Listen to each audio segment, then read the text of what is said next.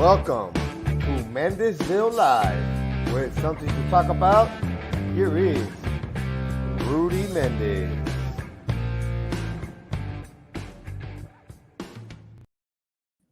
Yo, what's going on, Mendezville? Special guest, Jose Angel Gomez. I call him Coach. Met him at Dr. Science. We're there. We started talking soccer. He's a musician. How are you doing? I'm doing great, sir. How about you? Todo bien, how's the summer going? It's going pretty well. I mean, right now I'm doing summer school, so every day wake up early at 6 in the morning and go teach some kids. That's good. Hey, I'm very interested in, we're trying to talk about, the sports and open gym and all that. You tell me, no puedo, coach, because in July I go to Monterrey. Yes, sir. What do you do when you go over there? In Monterrey, I go usually to go record. I've been recording music for the past 2 years. I go to Monterrey because that's where the music that I like and I record, it's mostly heard. Because here in the Valley, more people hear reggaeton, norteño, banda. So my music is kind of Spanish rock. So I was looking for a producer that can help me get that sound that I wanted. So I looked everywhere here in McAllen, and I went to many doors and I went to the studios, but I didn't feel the click. Right. I want to feel comfortable because because I want to go with someone that knows my music. So I went with Monterrey, and I met a producer. I like how he is. I like how his ideas. So I go to record. Well, it's interesting that you mentioned this right now, because when I was in college at UTSA in San Antonio, there's one place called Planeta Mexico. I think it closed down like in 2004 or whatever it was. Then I started dating my wife back in 2011, 10. There was this place called Agave. Okay. Pop, Latino, rock. Yeah. And then, this is 2 years ago. We're trying to find Land Spot. And they're like, oh yeah, Land Spot, which was the same Agave, but a little bit remodeled. Okay. Y reggaeton, after reggaeton, Yeah. after reggaeton. And I cannot stand more than 2 songs of reggaeton in a row. Coach, I can't stand one. I can't. I mean, I like music. I love music, but I just can't stand reggaeton. And I'll tell you why. Because it's the same thing over again. It's the same beat. It's easy. It's just different words. And that's the thing. I'm very against autotune. What is autotune? Autotune is when you're not a good singer.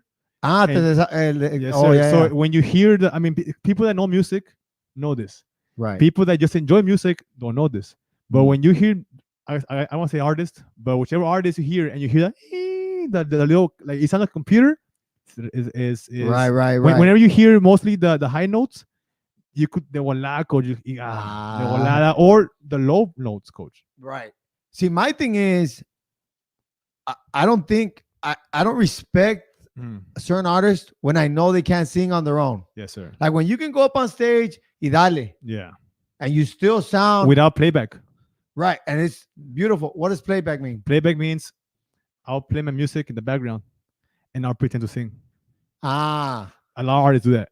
A lot of them. Wait, like lip singing? Lip singing, or let's say they put the volume of your mic a little bit higher. So I mean, if you watch any live shows of reggaeton or anything, you see that guy like this, and the song is still going up. Right. That's or whenever you see, for example, you go see a band and you hear drums and you hear a guitar and it's only a guy singing live on stage. So you're like, where's the guitar? Where's the drumming? That's playback. Sí. Okay, I got you. I see what you're saying. All right, Pate, we got a comment here. We got, can you play a few seconds of one of his tracks? I was about to go there.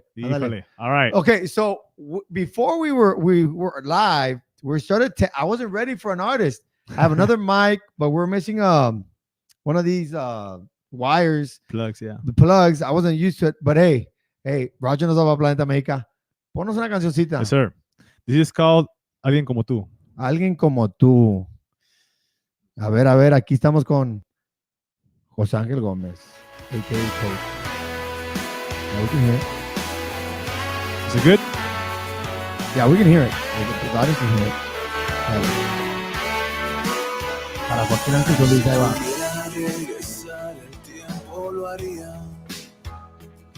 Y volvería el momento cuando te conocí, para que nunca te metieras a mi vida. y no tener que olvidar lo que me hiciste sentir. Ya, voy a cortar las dedos. Ya. Pegó aquí. Keep contact, right here, coach. Right in the middle. Hey, I'll tell you what though. So the first time he sends it to me, right? I'm golfing, right? I was golfing. Right. So I'm golfing. I said, you know what? I'm gonna listen to it. Oh yeah. I listened to the whole thing. I was like, I don't want to golf anymore, man. Yeah. It hits you, man. Hits you, yeah. So we'll listen to a few others or put it on just as a background. Okay. We'll leave it as a background. And we'll explain to the fans what we got here for them tonight. So I bring him on. He starts talking about his soccer career. And he played, or you played at when you were a kid. Yeah. But what I was interested in is the coaching you did for the Yeah. teams that you've done in the area, Yeah. las academias, las ligas, Premier, because my kids are there. Mhm. And what's going on right now with me is I created ¿cómo fue? So let's give everybody the backstory. So Okay. why we're going to go through your journey. Your journey is Right. the most important so we can Sure. learn, right? Anytime I bring anybody with sports or artists, it's let's learn about your journey. Sir. But the backstory was, sube un poquito. Más. Sí, sube. Ahí está bien. Híjole, para llorar, coach. No, you don't worry. I know, right? You're gonna cry. Híjole. So the thing was, I had two teams Yes, sir. at Mendezville, which is an awesome Yeah. startup development league. Yes, startup, Okay. yes. Then I said, wait a minute, my kids are getting pretty good. I want to be more competitive. And then I started asking questions about different organizations, the Lalas, Los Tigres, SC Dallas, stuff like that. They all charge monthly fee. They charge for the jersey. They charge for this. I was like, wait a minute, Everything. I know how to coach. Yeah. I know how to coach this. I'm going to be invested because my kids are here. I'm not going anywhere. I'm going to start doing that. Mhm. So I'm still barely way behind the years. Apenas voy empezando. Yeah. So por eso dije, ¿sabes qué? José Ángel Gómez needs to be here. One, for the soccer, your journey. Two, for the music. Y ahí nos vamos. Yes, sir. So first and foremost, súbele. Pero no es tarde para dejarte de And you're singing. amar. Yes, sir. Everything. Are you right? It's a funny story about this song. Dale, okay? go for it. This is the only song that have help from an artist. Okay, Oh. so here's the thing. This is how I started. So the guy there I'm featuring is Flip the Mess. He's in the Yes, I mean he's the one singing. Look, the chorus. That's him. All right. And at the end, he played us a huge solo at the end, the last 30 seconds. Mm. But this is how I started. My favorite artist is Jose Madero. He's from Monterrey. He was an artist from a band called Panda, but they got separated, and now he's a solo artist. So I was on Instagram, and I saw that Jose Madero put a story, and he tagged him. And I was like, well, who's this guy? So I clicked on him. It's a very famous guitarist from a band from Monterrey called Jumbo. It's a huge band in Mexico. Really? Yes, Jumbo? Jumbo, yes. It's a Like huge, Jumbo. like Jumbo, yeah. Pero It's like, Jumbo. but Jumbo in Spanish, Okay, right? got it. It's a huge band in Mexico. Like Really? they auditoriums full, Like full the of next people. Maná or what? It could be Maná, but they're older. They're older than okay. Maná, but they're more like this music. Maná is more like more rock. I got you. Jumbo is more like my music, right? Mm. And so I saw him like, oh, Jumbo. I know Jumbo since middle school. And I Mm. was like, oh, and then I was researching, and Flip the Mess is a producer of with the past 2 discs of my favorite artist. So I was like, wait, if I wanna be able to get to that category, I have to get to that category, right? So I was like, should I send a message? Because I mean, he has thousands of followers. Right. Now, like, I doubt it because those people don't really like, they don't reply. Quítalo, right? Quítalo, right? Scroll. Just go down. Right? So I was like, that's good. Let me give it a try. So I sent them an email, right? I sent them a DM on Instagram. Like, hey, I wanna be able to produce a song with you. Like, can you help me out?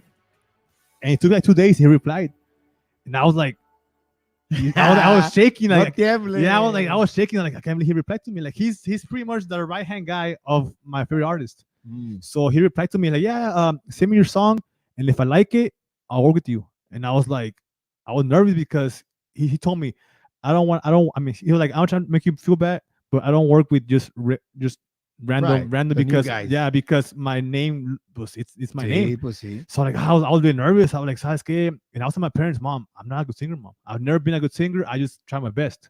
Like I give a lot of emotions in my singing, in my words and everything because like I said, I've never been a good singer. Right. And I'll say for 100 Right, years. right, But I give my best every time I play. right. So I was asking mom, I had nothing to lose. The worst thing I And say, how old are you at this time? it was last year. Oh, okay. It was last year. It Nice. was it was during coronavirus. Ah, okay. So, and this song I wrote it like maybe like 2 months before I sent to him. So I sent to him, me singing the guitar, and I was like, híjole, hopefully he says yes. He boom, he replies like, yes, let's work. So I was like, Oh, wow, wow. like yes. So I was really excited. So I was like, well, folks, help me out. It's in my song. He says, Sasuke, your song is great, but change some things. Mm. But I'm a very procrastinator. I do everything in the last moments. That's me all my life, right? Right. So I was okay, pues, he said, fix this, and then we'll see from there. So he like, I'll give you 5 days, and I was like, to people that make songs, that's hard. Like to make a song, like days. it's really hard to make it better because you're used to playing it, See, singing that's it your one. that's your baby. Yeah, so you're used to, and then for someone comes and tells you change it, like but I was Sasuke, like he knows his Sí, ya stuff. está bien, Yes. hombre. Like, that's my song, but Sasuke, no, I need to trust him. He knows Right. his stuff. He has Grammys, he has everything. I Mm. need to trust him, right? So I changed it literally the night before the next meeting. I came back from a trip and I was like, oh man, tomorrow is a meeting with him. And it was doing Zoom because at the time coronavirus was really bad in Monterrey, so I couldn't go. Uh-huh. He's in Monterrey. Sasuke, I literally just got the guitar and I was like, wrote it. The next morning, hey, Flip, ¿cómo estás? This is my song. He was like, perfect.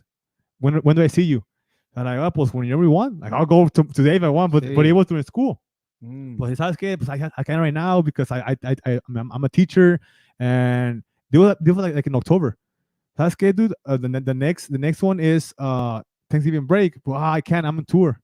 I'll be in Europe. And I'm like, ah man. So when can you do Llévame it? contigo. Yeah, I take it with you. I'll carry your guitars. He goes, no, ¿sabes qué? In December. Can you do December? And I thought, bueno. So I went. Now see the thing. Before during that time, I was messaging with taking classes for drums with drummer of Jose Madero, like the real drummer of him. So he was like, ¿sabes qué, Gomez? Like I like your song. Can I be in it? Like, está bueno, dale. Oh snap! So the drummer of my favorite artist went to the studio with me to record my drums. Wow, that's pretty cool. So when you go to the official video on YouTube, the drummer is him.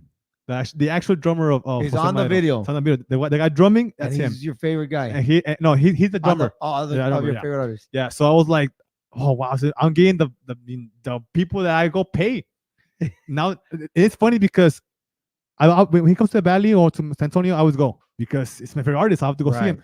So I shared a picture with him. I mean, I don't know if you can see it, but it's 2 years ago in McAllen. I asked for a picture. The drummer. Asking for a picture because I mean he's a drummer, right? I mean you can see it here.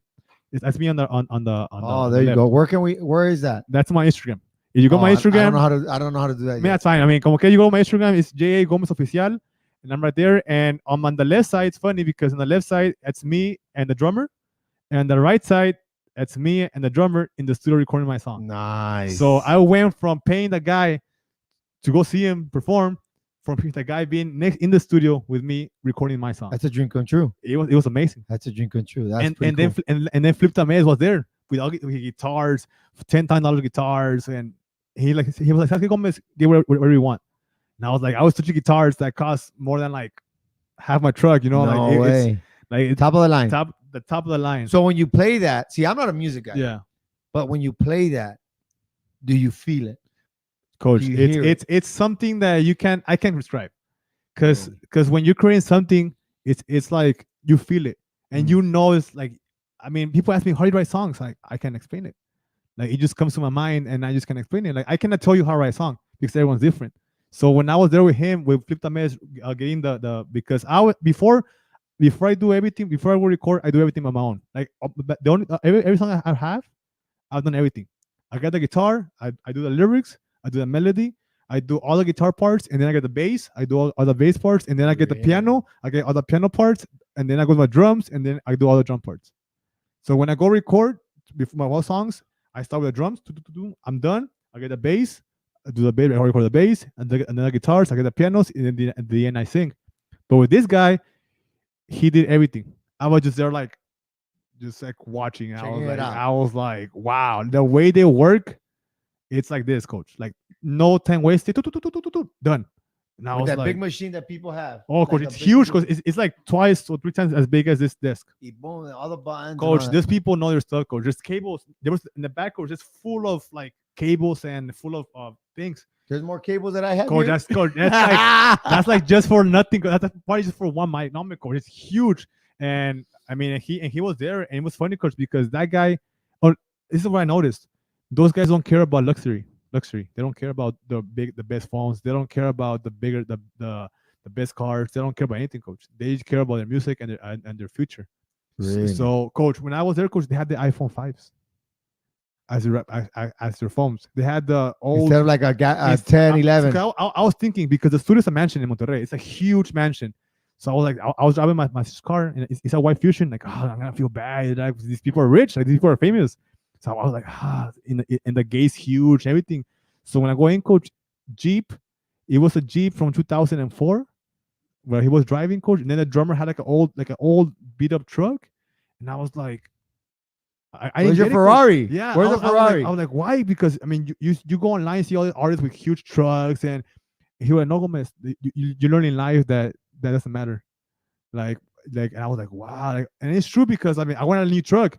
And I was like, do I really want it? Like, do I need a new truck? I don't. Yeah. And I was like, he was like, focus on things that matter in your life. And I was like, wow.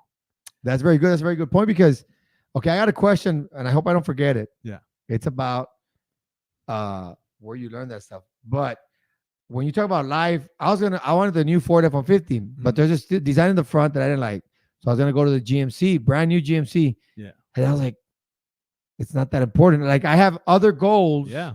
that are way more important Yes, than me driving a new truck. Yes, sir. I have a perfectly fine truck. Yeah. Hopefully it lasts 10 more years, Mhm. 15 if it can. And luckily I didn't pull the trigger. And I learned, you start like my kids. Yeah. My kids, my wife, my family's number one. The truck doesn't need it. And I have some other goals, aspirations. But when you're talking about this, about you make all the music and all these Sure. things, because I have a buddy of mine. He's Mhm. a mariachi, Mhm. Mario, and he's Los Caporales. I think he played for Okay. them. They've opened for Mariachi Vargas and stuff Oh, like nice, that. nice. Right? It's pretty good. And he tried it one time to make a song, I guess. I don't know. Where do you learn that? Well, I started learning instruments in 6th grade. I was in Memorial Middle School here in La Jolla, and Okay. I started playing. I was in band. So I was you in, learned. I was in Did you band. know how to play an instrument before that? No, Never. nothing. You were a soccer player before that. I was a soccer player. Okay, we'll get So- to that later. Yeah, so it was in 6th grade. I started playing the saxophone because my mom liked The it. what? The saxophone. Also, you selected it because your Yeah. mom liked it. yeah, she like, oh, está bueno.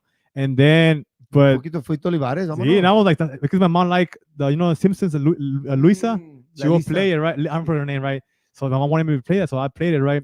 But then in my band class, there was only like woodwinds and woodwinds is the trumpets, the clarinets, Right. the saxophone, and then the next period was drums, and I was like, coach, like it was Mr. Banda, Jacob Banda. He's the guy, director right now at Palmview. Oh yeah, okay. Director. He was my director in middle school. Okay. And I asked him, hey, sir, I want to play drums too. Like, can I be in that period? Because it was a time where I discovered rock because of Guitar Hero and Rock Band. Oh yeah. So that's when I was like, wow, like rock. I was like, that's amazing. Because before my dad's cumbia, like, my dad is hardcore cumbiero, Hey, una Right. cumbita. right? So I was like, sir, I want to play drums, coach. I want to play drums, sir. Yeah, sir, you can because you can have 2 periods of band, and I had PE back in the day. I had band and PE. So I was an athlete, and then I was in band. So I was doing both worlds, right? So he's like, all right, you can't do 2 periods of band. Está bueno. So I was like, hey, sir, can I have some drumsticks to learn? Like, you can because that's for the drummers. It's like if you're asking, hey, can I have a saxophone, take it home, and you can. So like, está bueno. So what I did, coach, in the restroom, my mom had the chair. This for kids. Ajá. So I remember, like, I want to play drums. Yes, sir, así era. Okay. I want to play drums. I'm like, how can I learn? Tráetela para acá, tráetela. Para que la gente vea. Apágame el abanico, por favor. Left, the far left. There, ese. Ya me dio frío. Unless you want it on. I'll put my jacket on. All right. Hey, this is live, guys. What you see in this is live. So it was like kind of one of these chairs. A ver, what was it like? What was it like in your So house? I remember, coach, I was in the toilet, coach.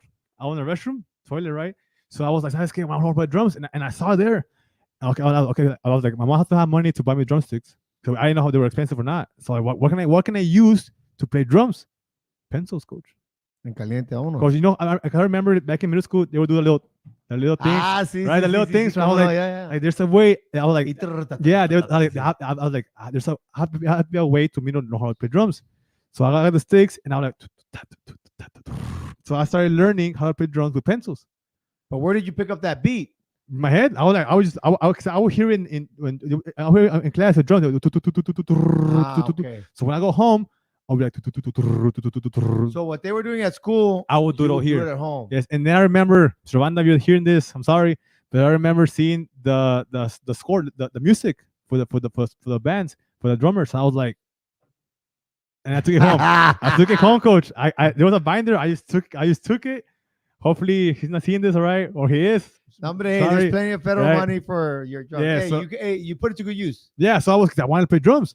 So I started learning the notes of drums, and I started to the point where I was the same as the And never taking band Yeah. class. You Never. just practiced at home. At home, the drum parts, and then so that's already one instrument, the saxophone and drums. So I already had In two sixth grade. in sixth grade, and then in seventh grade, Miss Mala Garcia, who's also the mariachi director in Palmview, Yeah. she had mariachi class in seventh grade in Memorial. So what I did was I got into mariachi because my grandpa is a mariachi player all his life. So I wanted to like be like my grandpa because he played mariachi. So I went to mariachi, and that's when I learned how to play guitar. And This was in high school or no, middle school, seventh grade. Mariachi. Seventh grade, yeah, in Memorial Middle School. So with Mal Garcia, I came in late to mariachi because I didn't know there was a mariachi class. It was more of a guitar class. So I remember I came in late, like a month late, and the kids already know how to do the bar. Oh, sorry, it's still there, right? So the kids were already learning how to play more notes, and I was barely like putting the finger, and it's bless you, and it's hard. Like if any of you all play guitar, you know it's hard at the beginning. It's really hard at the beginning. Your hands gets cramped up. You cannot control your fingers. So coach, I wanted to quit. I wanted to quit because it was too hard for me. I can't do this. I want to get better. So I became a pretty good guitar player in seventh grade, and then from there, coach, I just discovered more rock into Guitar Hero, Guns N' Roses, Metallica, all those System of a Down, the emo stage in middle school. System of a Down's good. So I was like, this is System of a what I Down, you just like, took me- coach. You just took me back to my junior year in college, bro. Coach, I was in seventh grade. Wake up. Yeah. So, and that was the age where the emo face, emo face, the What is that? I mean, you were just like the sad, the rock, dressing all black, and then you're with the Converse, and you tie the Converse, and you The right, look, So look, I got you. so yeah, coach. And then from there in high school, that's when, with Angel, the daughter's project, and Javi, his brother, Oh yeah, and Sylvia, we had a band in high school. You're with Javi. Yeah, I was with Javi. You and Javi are the same age? Yes. Okay, and cool. Also Sylvia. We're the same year. Oh, Sylvia, the I singer mean, with singer, Mateo. yeah. She just got that out the other Yeah. day. So it was Sylvia, it was Javi, the pianist, and then it was me, the drummer or guitarist, and pues Angel came in later because he's younger than us. So we're all there, like we're all playing in that band, and then from there I started playing the bass and the A coach, and then into college. That's when I started playing piano. Dice Angel del Rey, play a song, Gomez. Tell Rudy, Híjole. tell Rudy to bust out the piano. Oh, because he saw it. Because Ah, the other day. sí. Yeah, we have the guitar, but the sound's not that good. But Sí. we can try it here in a bit. We can try it here in a bit. So I'm impressed in the sense that, from the educator standpoint, is I think personally, and I think this is what's wrong with I think this is what's wrong with the education system as a whole, from the nation and from the state of Texas. You like band, Yes, sir. you like the saxophone, you're an athlete, you're a soccer player, Yeah. but then all of a sudden you started playing the drums, you started getting good. At some point, we in the United States, and this is a political rant because somebody said talk a little bit about politics. Okay. So I think this is the segment of political where we need to figure out, you all of a sudden have a talent, you have a focus, it's music. We got to figure out a way to help you hone that talent as a student. Mhm. If a student is more athletic, hone that as a student. For example, I had a kid. He's like he plays with Toros FC, Okay. Toros, not the RGV, but with the Plaza. Okay. They went in one state. He was in seventh grade with us. COVID year, eighth grade. Okay. right? And his parents invest a lot of money in soccer. He es el 10, and Okay. he's good, right? And he's getting recruited by FC Dallas, Houston Dynamo, and Austin Amazing. to be the midfield, yeah. which is a very tough. I mean, you're a soccer guy. It's Yeah. a tough position, Yes. and yet I couldn't work him out because he was in band and he was in regular P instead of being in athletics, stuff like that, Oh, okay. right? But that's just one of millions of kids Yeah. around the state and the nation where I think our education, and this is for all the state reps, all the state senators, governors, all that stuff, is we got to figure out a way to where our education system, when we got special kids like that, let them pursue it a lot earlier. Mhm. Instead of like, no, but you can't because you're P. Well, give me another elective, Yeah. stuff like that. Especially that fact that you showed promise. Yeah. That's my thing. But so you go to high school, you're in a band. What happens after high school? So during high school, you started learning the drums, the bass, all the Yeah. other instruments. Yes. But your main one in the band was With the drums. Like the drums. Yeah. While you were with Sylvia and So Javi. behind drum, yeah, Javi. Interesting. So when you go to college, do you continue that or you just focus on sports? Well, sports. Just sports. But So there was then- no more time for there- music. Yeah, because it was tough because my major is biology, and it's Oh, tough. snap. Yeah, so I was pre-med. Oh, So I was pre-med. So I graduated with major in biology. so you're gonna try to be a doctor. I was Go trying to be a med doctor school. because I wanted to be a cosmetic surgeon. I wanted to snap. be that. But then my GPA was 3.3 at the end, and to go to medical school you need Mm. 3.5, Yeah, 3.6. But then my senior year, I was like, it's because I've been writing poetry since 2008. Because I write poetry. What grade is that? I was in 8th 2008. grade. 8th grade. Okay.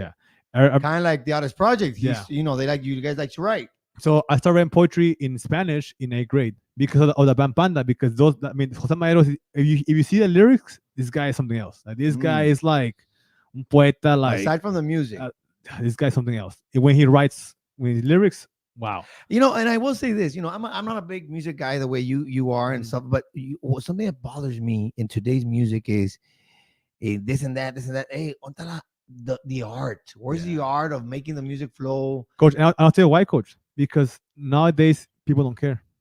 Because Just the beat. Coach, that's why I'm not reggaeton, Coach. If you read the music by itself. yes, no, you read the lyrics by itself, Coach. It doesn't make any sense. Oh, And I'm not saying any bad words, right? right, But also the way they sing, the way they write, Coach, is horrible. It doesn't Right. make any sense at all. right. But people don't care about that. People, he just the lyrics, the the music, music, beat, oh, the what he beat. says. And no, have you stopped and actually Without the analyze music. what he's saying? Right. Like for example, there's this song. I mean, you know what's the artist, but it says, I don't even know. It says like, oh, there's three Give of us us. the concept. Don't. Yeah, don't it's pretty the much it's pretty concept. much saying that we're four together and we're having fun all together. Okay. Yeah. And I mean, you know that song, right? Like, I was thinking, man, like you're a girl, like respétate misma. Dude, I'll tell you what. Hey, funny story. Like my wife started singing. I was like, No, hey, like, you can't be singing that in front of no. me. Like, hey, it's a good jam. Hey, Yeah. no, and my wife started singing. I was like, and I'll admit it. Like when I'm in the truck and you're right, I was like, oh, it's a good jam, and Yeah, you yeah. start singing it. But then it's like hearing your significant other sing it is like, hey, you cut that. No. Hey, you cut that out. Yeah. That's not cool. And you make sense. Because also I have a theory. I mean, maybe I'm crazy, right? But for example, back in the 70s, it was like the peace sign, the 60s. So how was it? Because the music was like that. And how were the people? Yeah, Right. relax. The 70s were getting more freedom. Uh-huh, The more 80s, liberal. what was 80s? Rock. Yeah. So how were the people acting? It was Yeah. rock. Ah, 90s, rock on. yeah, 90s. Okay, yeah, they were getting more loose. So The rap now, comes in the mix, the so- hip hop. yeah, but so how people all like gangster or whatever Yeah. they call it, right? Right. But then What you see on TV. yeah, but then nowadays you see reggaeton is the number one right now. Yeah. How are the people dancing on No, pues no. why? Because that's I mean that's my theory. Like the music pretty much shows how people react and Mm, how people live every day. Coach, you go to Instagram, you see all these girls shaking their butt mm, with their shorts super up, right. and and what's that song? Reggaeton. Yeah. And what are they saying? No, Very no. exactly. Hey, I'll say this. Hopefully, we don't get sued on YouTube or anything I like don't this. know. But I will say this: we're not saying it's No, bad it's music. not bad music. No. We just don't prefer it. Yeah, I just see it in the form of art. The art of writing the lyrics. Yes, And the that's flow what of it. bothers me That's the what I'm most. saying. Yes.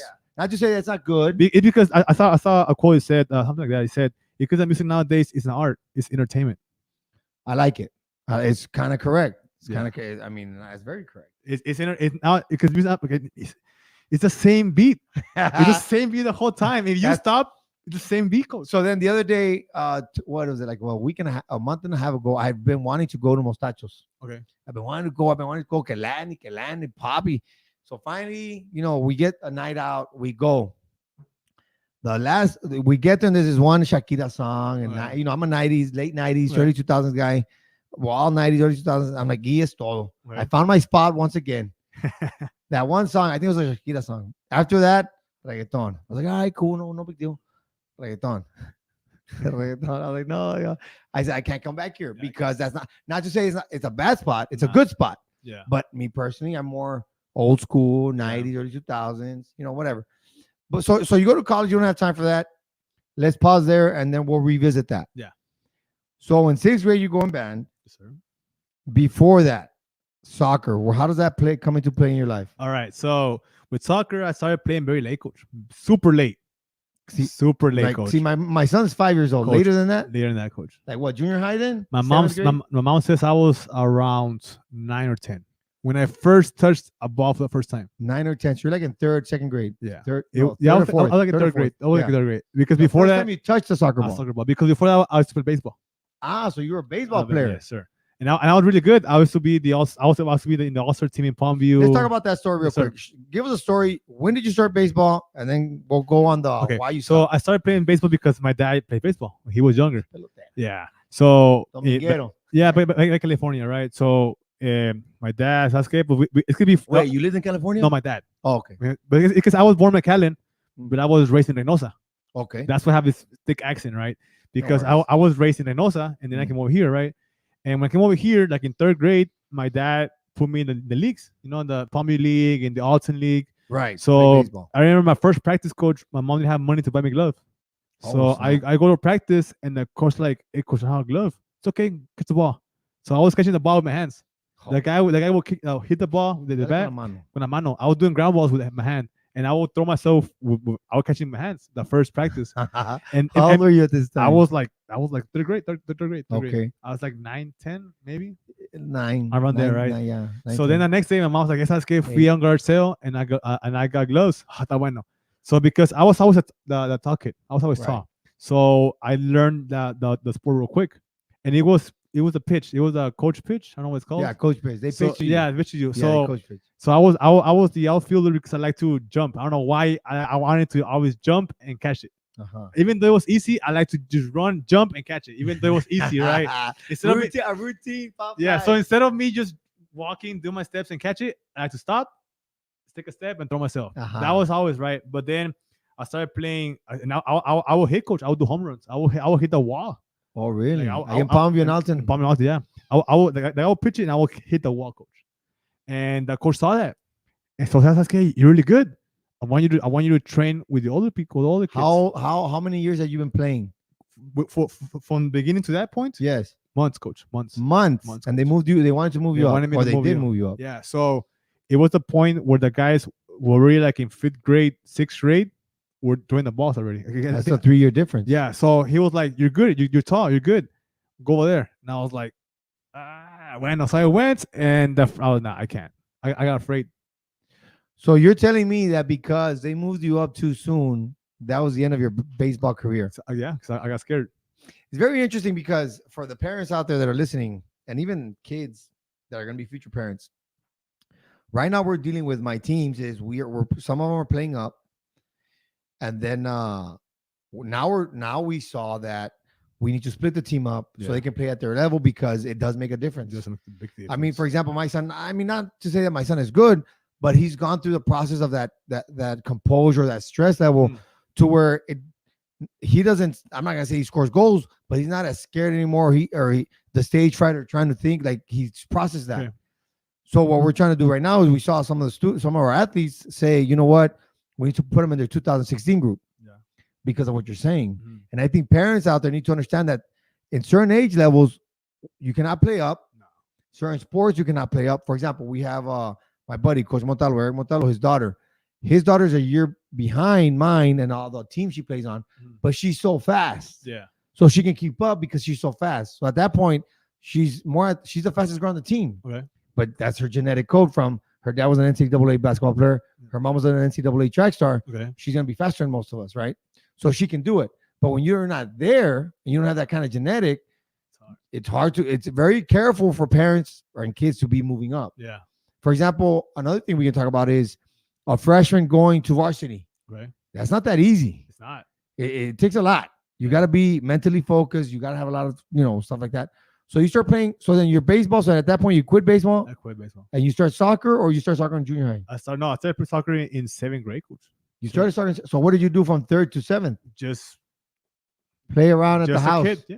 Being a kid. Grow up. You grow up. Just play games, whatever it is. And then at 10, I was 10 when I started playing soccer. Where? In Reynosa. Jugabas allá. Yeah, because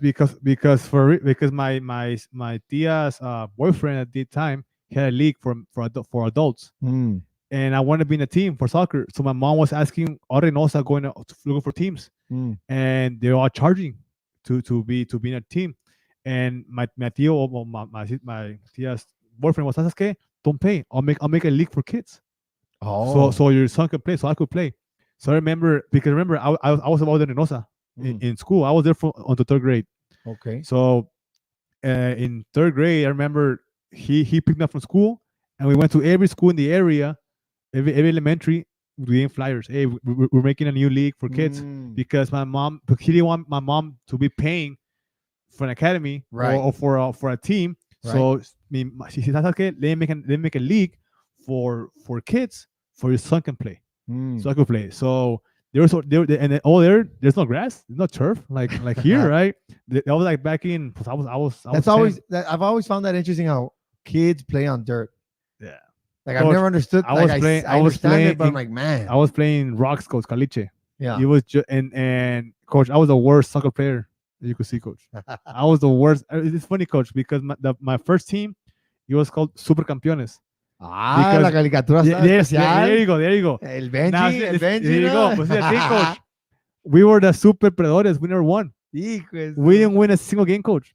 I was out. I remember my mom. My mom was my mom played soccer when she was young. Oh, okay. She was really good. My dad played baseball, and I was playing soccer, coach. And I remember I have a scar here on my eyebrow. I don't know which eyebrow, because coach, I was not good, coach. I could be in the front of goal, coach. Pass me the ball, they wouldn't pass it to me because they knew I was not good, coach. So my mom put me the delantero. I would never get a ball, coach. I don't think I ever scored a goal, like in that age. Right. And then sabes que pues vete de medio. Medio is a lot of running, coach.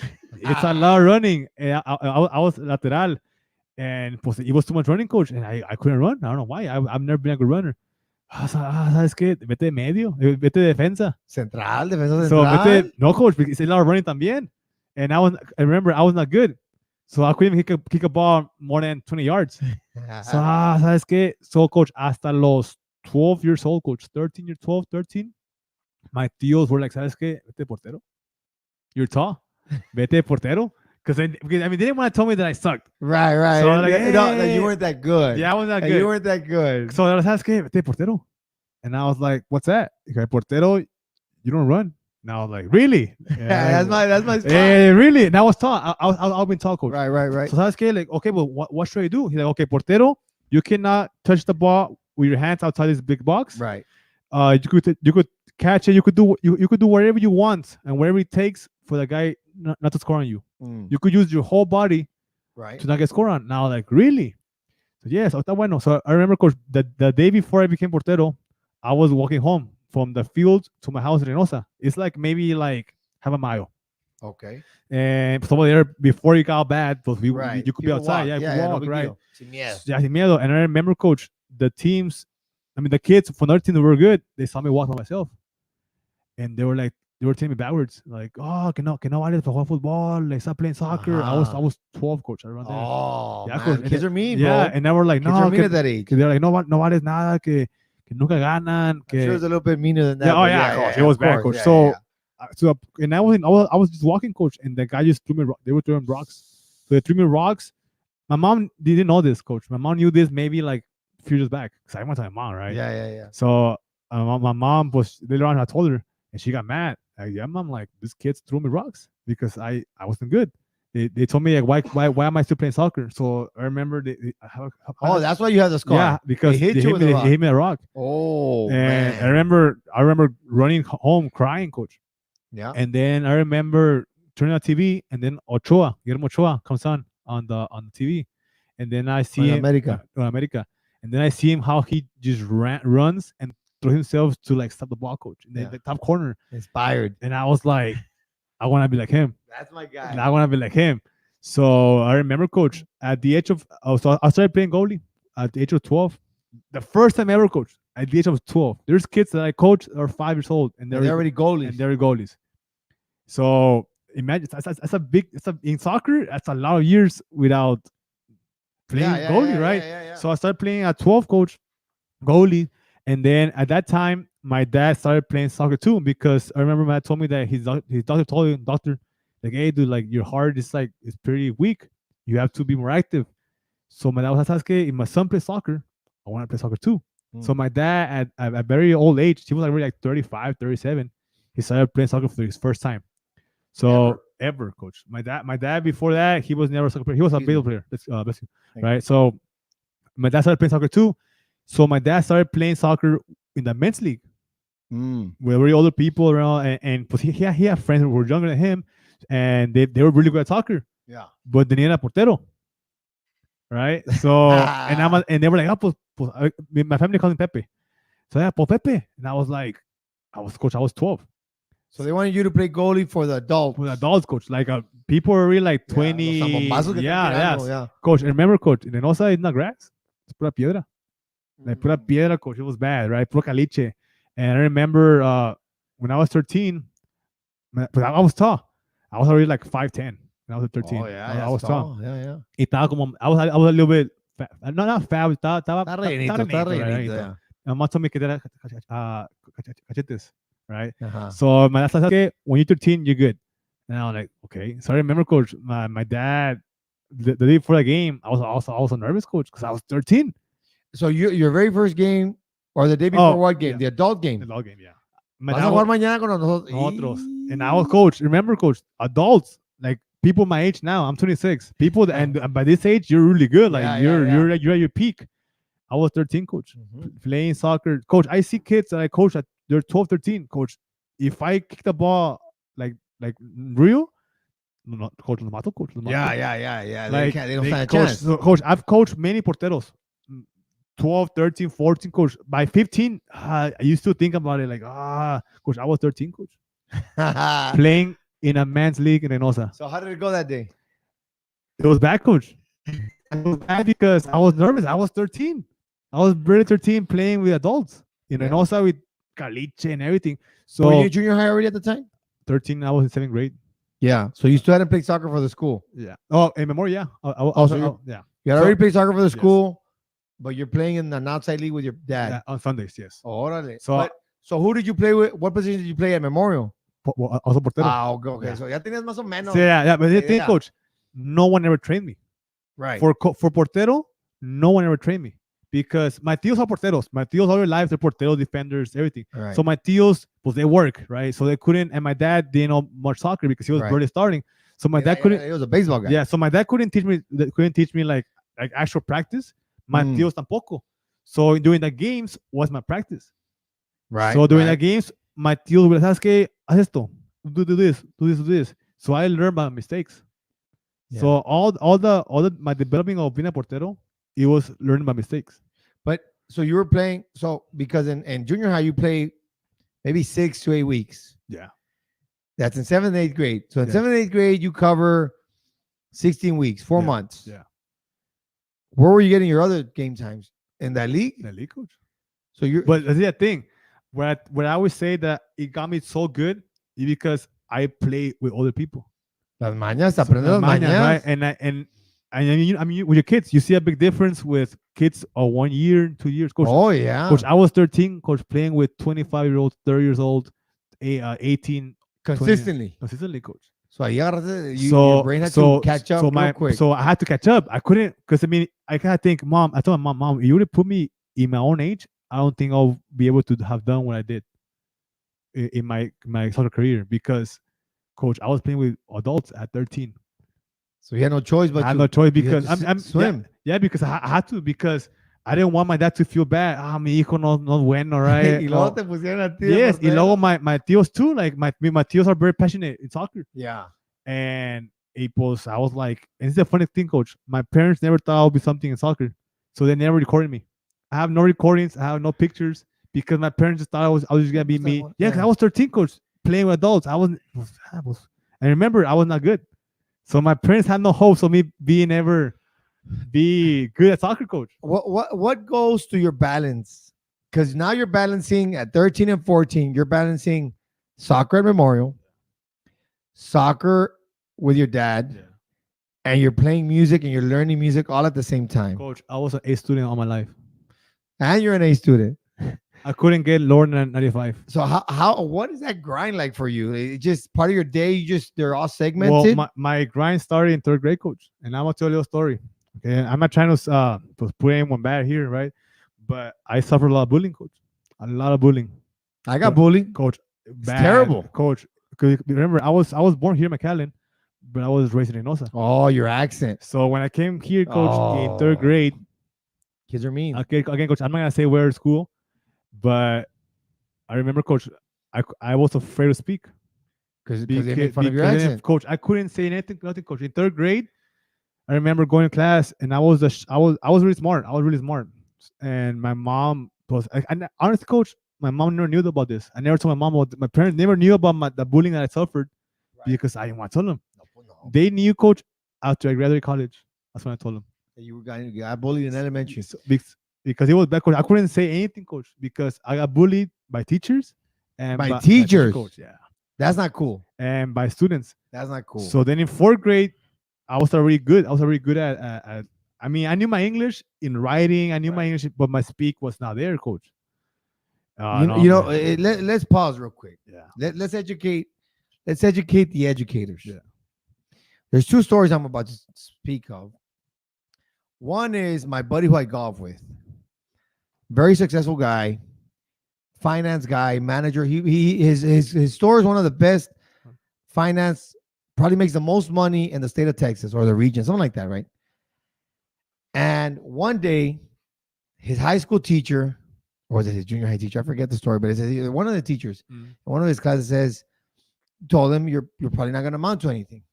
And I don't blame the teacher because lo conozco. He was probably he's not the best kid, probably, troublemaker in the classroom. Yeah. But that doesn't mean he doesn't know how to think.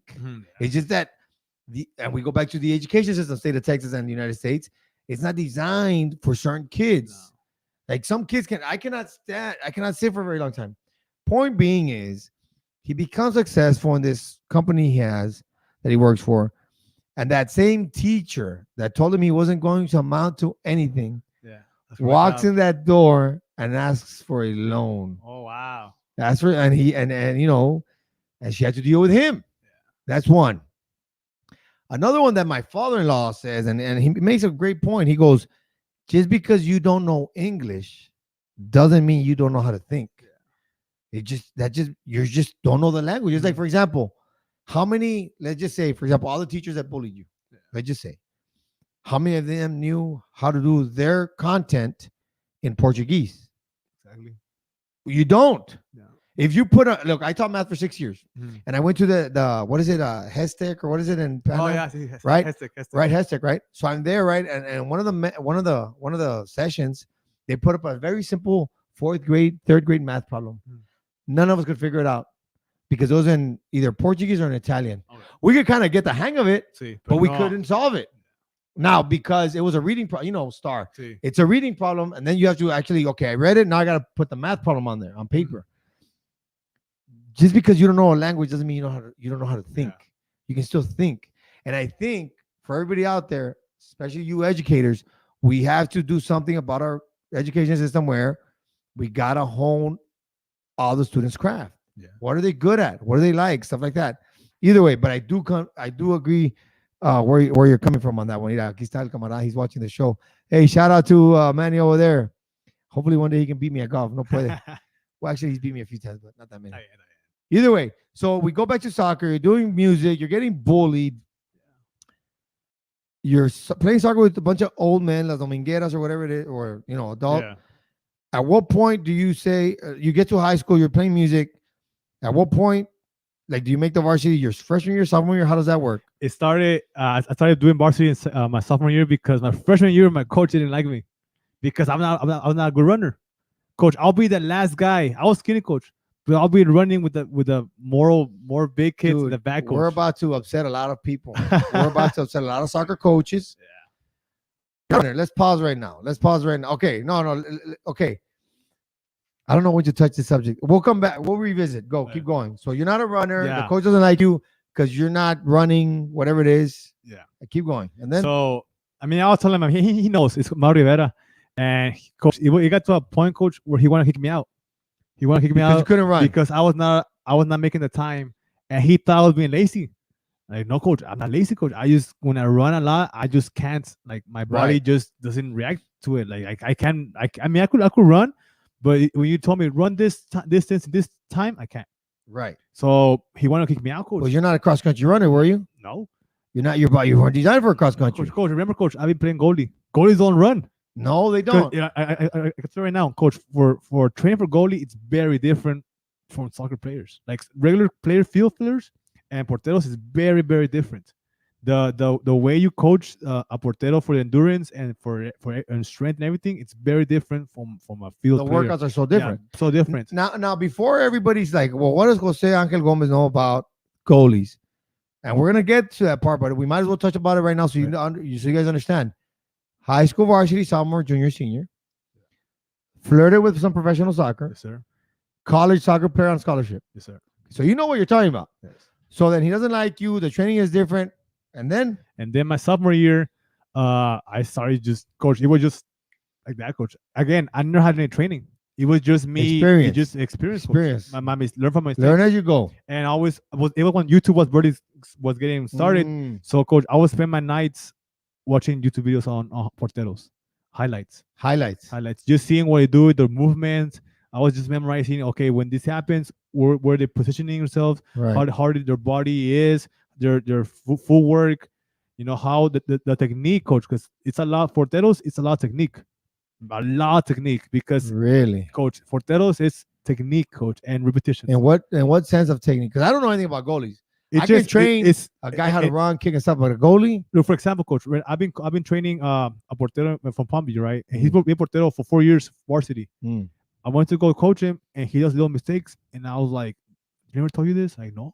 The technique, the Because- details. and I told him, look, for you to become that little step for being a normal goalie, from being a great goalie, it's the little details that no one tells you. Because I mean, I'm not trying to put any coach down, but many people think just because you see goalies do, you could train them. No, like you have to actually experience the training. You have to live and suffer like porteros suffer in games when they mess up, when they do good, in order to train a kid the right things to do. Because I always show my kids, look, you could go for any dad, and he would do all these things, but he would not tell you the details that you need to do better. Right. So that's what I always focus on when I will coach any kid. I always Give us an focus- example of a detail that people miss. For example, their feet. Mm. For a portero, you have to be on your toes always, Mm. because by the moment you right now you feel like this, right? Right. You're flat. You're Okay. flat, right? So by the moment you see the ball coming, your brain has to send signal to your foot to pick it up. That's a So split second. That's a split It second. makes a difference. It makes a difference because sometimes porteros, when they throw themselves and the ball just goes to there, That was that split that second. was a second. Now that's one, Mm. right? The way you put your hands. Some goalies do it here. By the time your hands go up here, you're losing- already lost. yeah. You're already lost. Also, when you do goalies or when you portero, it's also about angles. That's why you see goalies are very short and really good because they know how to work the angles. Jorge Campos. Jorge Campos, Jorge Campos Jorge está. Perez, you know, there's sí, el Conejo Pérez, ¿cómo no? and you see them, right? You say, oh, they're short. How? Because the way they attack a ball, it just angles, coach. And those and like I said, yeah, you could coach a goalie to be a good goalie, but the little details that no one tells you about because you don't experience it. I experienced it. I know the mess up. I know. How often do you get hit in the face? Coach, the last time I hit my face, he was like maybe like a few years back, Coach. Because I'm watching the Euro Cup, right? And I watch the games, and I'm an avid. I like watching soccer. Yeah. And I always think to myself, shouldn't like goalies at least wear a mouthpiece? You see the thing, Coach. Well, with the correct coaching, you get that fear out.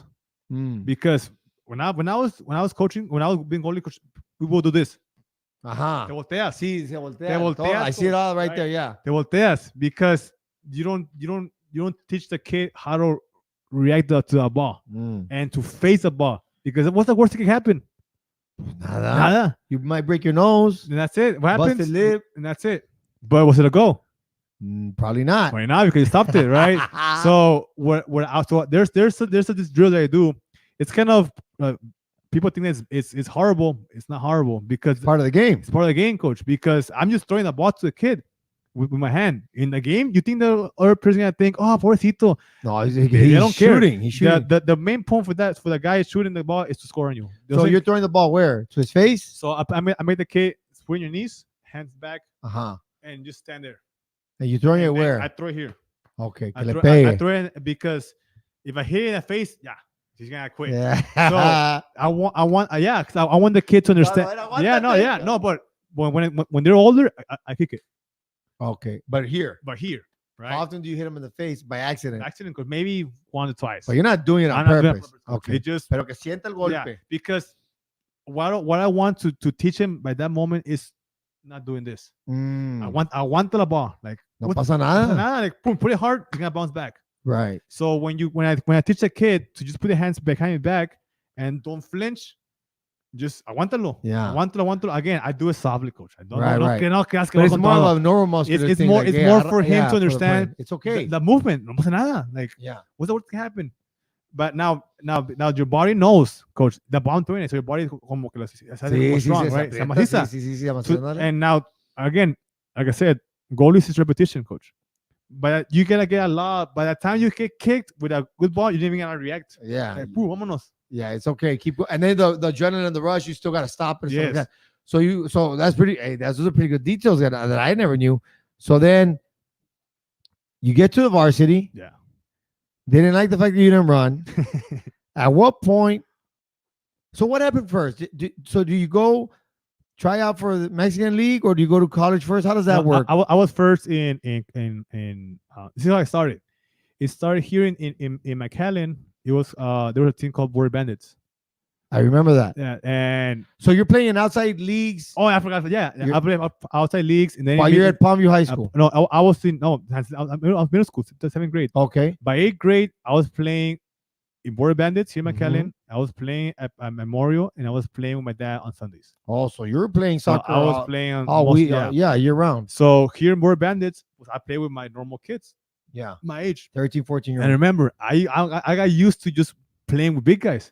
The Right. shots are very different, very fast, very. Yeah. So when I got to my own team, with my own age, like so it's a That's no, it. Yeah, no, I'm not trying to be like No, but it's true. I that's how mean, it is. 'Cause yeah. I got so used to the ball going super fast to angles, so I got to a point where okay, I'll get. So my coach, it was Gary Hamilton. I think he's still there.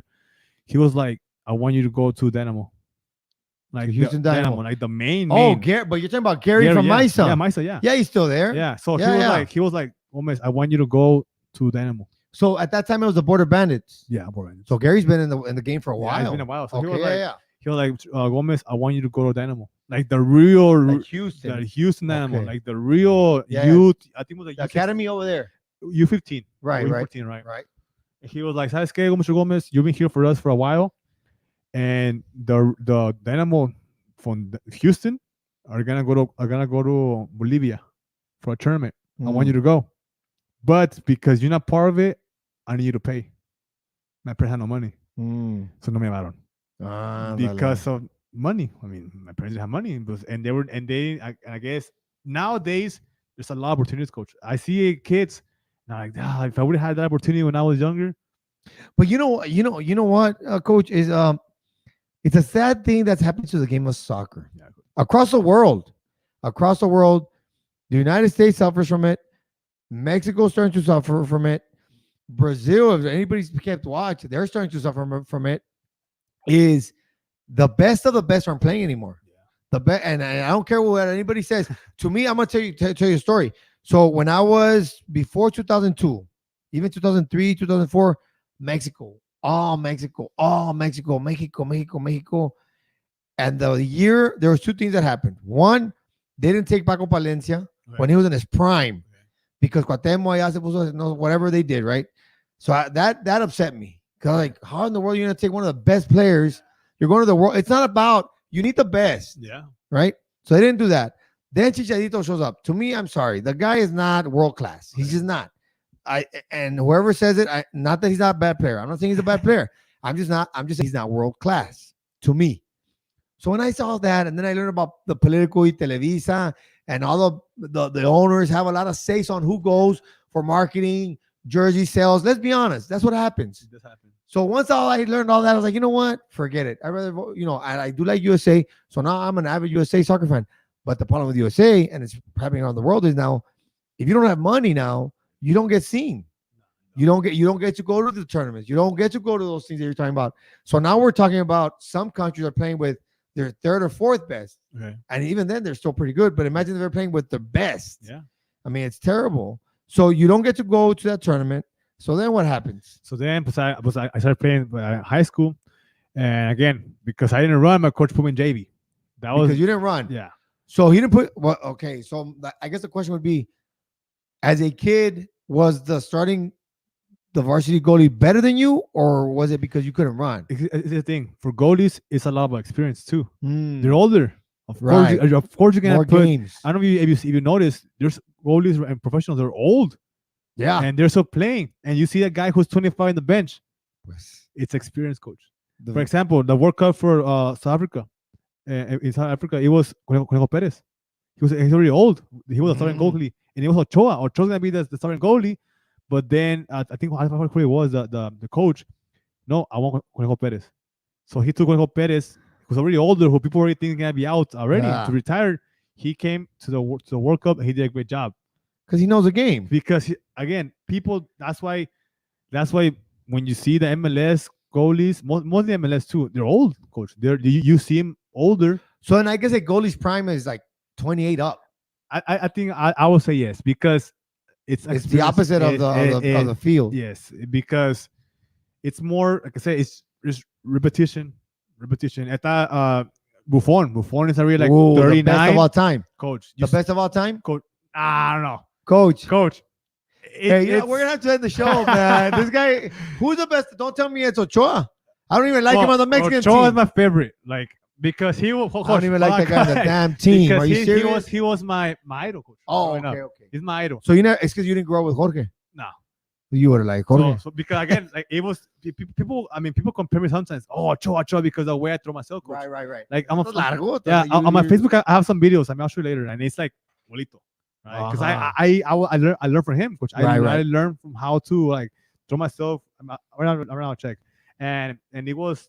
I mean, for me, coach, I think the best goalie like in his time it was Casillas. Iker Casillas. Iker. Iker Casillas. Oh, In his He prime. was good. Yeah. Those Spanish years with Madrid, Barcelona versus those classics. Coach, it was. I was watching it the other day. Good stuff. At what point? So you're in the JV, your sophomore year, my freshman year. your freshman year. Yeah. So then you become the varsity player. You're playing for the Border Bandits. Yeah. Tell us what it's like, because most people don't understand high school. You play the season. What is it like when you're on that travel team? What does that take? It takes a lot of effort, coach. That's me. Oh, there you go. Yeah, it does look like him. There you go. I see. I can't show it to. I can't show it to Facebook. I'll find what is on your Facebook. Yeah, Facebook. Everybody go to his Facebook. Look it up. I'll find it right now. Don't worry about it. Yeah, And no, then- so it takes a lot of effort, coach, because most of people like that know about soccer like go And you're playing music all at the same time. Yeah, and a top student, Nice. coach. I graduated I think number 13 or 16. I graduated number In my- 13. One of those Or two. 15, One of those whatever two. it was. And then- So which is good. It's Great coach. accomplishment. Yeah, From a kid that got bullied with his accent yeah, coach. I got by the tra- teachers. and That's messed coach. up. I'm such coach. It got to the point where I'm so traumatized, coach. Sometimes. No, you suffer trauma, bro. Yeah, It's coach. true. Because my mom hates it, coach, but that's how it is. Oh, coach, it's on my cover photos. It's on your cover photo. Yeah. So Where? I'll go to my album, my photo albums. Like, Okay. album, and then damn, I never I've never seen. seen like this. We're used to the Tampoco. phone, right? Yeah, We're used to the never phone. seen it. Oh yeah, photos. Go to I'm there. See all photos. I guess go to cover photos. I mean the album. No, quién Quién sabe. sabe, coach. Nah, Ah, there it is. albums. Go to cover photos. Aquí está, está. Sorry, guys. We're about to do a screenshot with the. Oh, there he is. That one. That one. All right. So, how in the world do I share this with the people? Hold on. I can do it right here. Share. No, like, no, don't worry about it. Share screen. Here we go. Share screen. And then we'll go like that. Tipo Google. All right. Hopefully, everybody can see that. I don't know if they can or they cannot. Yeah, look. They'll see. There it is. They're seeing that. There it is. There is. Así parece la pura verdad, mira. There it is. Cuando digan que no, que es pura mentira. Let's see another one. Let's see. Is that you? That was in college. Oh, so you played. What college did you play at? Arleo Lake. We'll get to that in a bit. So then you're playing for the travel team. Yeah. You're doing all that, and then what happens? And then So no, like, what does that take? So after school, you train at school, and then you go after school, or during the off season? after school. That's when my mom comes coach. My mom will also coach, like, because the thing, people think, oh, no, it's just a kid. No, it's a parent. It's a parent's dedication. I'm glad you're touching on that. Parents have a lot to do with it. Parents coach. Because I was 14, I cannot drive at 14, 15. I can't drive. So my mom will take all my, because we're 5 brothers. Oh, so snap. it's I'm the oldest, and then my sister, my brother, my brother. So we're 5. Right. So my mom will get all of us in the band, coach, and just drive to my practice and be there for 2 hours every day. And you're the only one practicing. Yeah. So what are the other 4 doing? They were just doing homework. They were doing whatever it took for them to do. Yeah. So Interesting. my mom or dad will take me, coach. So it takes a lot of dedication and determination from the parents. Oh man, no doubt, coach. And you know, now that I'm an adult, I see it. You're tired after work. You're tired, and you still somehow have time You have to. and energy for your kids. You have to. There's a one time I was talking to some parent, and the mom goes, I know. When I get home from work, I just want to sit down and watch my novela. I'm like, well, what about your kid? Like, you put him in baseball, or you put him. And see, this is what happened to me. So this is what happened to me. So when I made the decision of making this team with my kids was during MISA, which is a great development stuff. Don't get me wrong. The first 2 years, 3 years, it's great. Hey, recreational, do it. But once I saw that my kid had potential, some of his teammates had potential, the dads are like avid soccer fans. I said, okay. I called MISA. I said, you know what? I want to make my own team. They're like, well, it's recreational. This is more sportsmanship, whatever it is. I said, okay, then I can't do that. So I said, well, what can I do to get the soccer kids? Okay. And then FC Dallas, Houston Dynamo, they all charge. So I said, well, wait a minute, this is the way I can do it. I said, I'll just charge. So when I said, and I was scared, I said, okay, because I had already coached the teams. I said, okay, how many parents are going to say, you know what, we'll keep going with you, Coach Mendez. So I charged, and all of them were like, without even hesitating, cash app, boom, I stop. Yeah. Like, holy smoke, this is, I'm onto something. Yeah. So it's going to get bigger though. Yeah. It's coming. Hey, for everybody out there, it's coming in about 6 months. Hey, I'll tell you what though, I might have to quit coaching. I might have to just to go back to the classroom and just be outside. I'll just do. It's a good business, coach. I'm not lying. I've contemplated, not that it's going to happen. Not that it's going to happen. I'm just contemplating where I might have to go back to the classroom, BIM, computer class, elective still, teach or coach basketball and track after school, because the main grind right now that I'm, that's conflicting, if it does happen, this is 2-3 years on the road. If it does happen, is football Saturdays. There you go. And football Friday nights. The leagues and the games are Friday and Saturday nights, or Friday nights, Saturday mornings. So I might have to conflict in 2 to 3 years, and in 2 to 3 years, I might have to say, you know what, my kids are more important. First, yeah. But for now, we're good. For now, we're good at doctor. We're gonna be coaching. We're good. But in 2 to 3 years, it might not. Yeah. So you're going to Houston Dynamo. You don't go to the league. At what point do you go and try out, or the fourth? What was it? It was when I was a junior in high school, because junior in high school. Yeah, coach. Okay. Because coach, I did varsity sophomore year, but I guess just me, coach. I mean, again, I never had training, coach. No one ever trained me. Right. Never, coach. Not even college. Yeah, they trained me, but even during until my junior year in high school, no one coached me, coach. It was just me learning from my experience in every game. Right. My mistake. Oh, I'm a mistake. Okay, I have to be better. Right. and just go on YouTube and try my best. But somehow my junior year, I just like it was You just got really good or you grew taller? no, I got really good. Like Okay. it was just a huge like I don't know, It just you just out of nowhere. And I remember that's when I started being in an academy here in McAllen. It's called Cool America. Cool the America, right? academy, okay. Academy, right? And the guy knew the guy knew people, like he knew like people from over there, Yeah. and he had pictures. I mean, he's still there right now. I mean, he's still there, right? And he was like I guess his first year as the academy making it, right? So, pues, I mean, I'm a huge America fan. That's my favorite team. So I go there, and then he sees me. He's like, "Dude, you're really good. Like, you don't belong here." And I was like, Yeah. "Help me out, like, Right. Hey, hey, help me out." Yeah, I was junior in high school, and he was like, "Okay, yeah, no, okay, I want you to go there." Coach, I think, coach, when I was growing up, coaches would come to me, "Oh, I'm gonna take you. I'm gonna take you. I'm gonna take you." Uh-huh. Never did. Right. So but I mean, I tried with him, and he was like, "Yeah." And I remember he told me. I remember scouts came and see me, coach. They came to see me from America. They came to see me here in De la McAllen. América. De la America. They came to see me. Arriba la América, papá. So they came to see me, coach, and they were like, "This guy's really good. Like, we need him over there." As a 16-year-old, I'm I was 16, 17. I was like, no, 15 going to 16. yeah, That's right. Juniors go. I graduated high school 16, 17. Coach. I think no, I was 16. When's your birthday? June 19. So you're a summer baby. So you graduated 17. So when you were 14 turning 15, Around you turned 15 in the summer. I was So you're 15 your whole sophomore year. yes. You were 15 your whole sophomore year. Yeah. So yeah. And that's when you were being seen. Yeah. So they weren't looking at you're a sophomore, you're 15. I was yeah. So este tiene 15. Yeah, so there, and I was tall, and I had good results and everything. And whenever I go, coach, wherever I go at that time, MVP. As a goalie coach, Which is hard. you don't see that. No, not very often. Delantero siempre. O Sí, medio, o el de la media. el que mete Sí, goles, el que right? mete gol, sí. Y no, MVP Gómez. So you were saving goals here and So there. I was trying my best, coach, because again, it was just my experience of me being bullied that I wanted to be better. Right. Because I That mean, chip on your shoulder. I was like that little. Yeah. So Espinita. sometimes it helps. Sometimes it helps. So I wanted to become better because I didn't want anyone to say that I'm not good anymore, right? Right.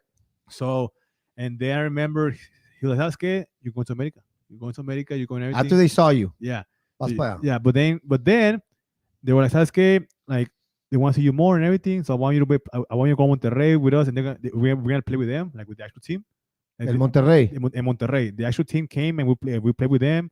Con and- America. Con America. But like, the U17. right. Okay, gotcha. Okay. And they were like, "Oh, okay, like you're really, no, Sasuke, you're gonna do it." They told me here in McAllen, I was gonna go.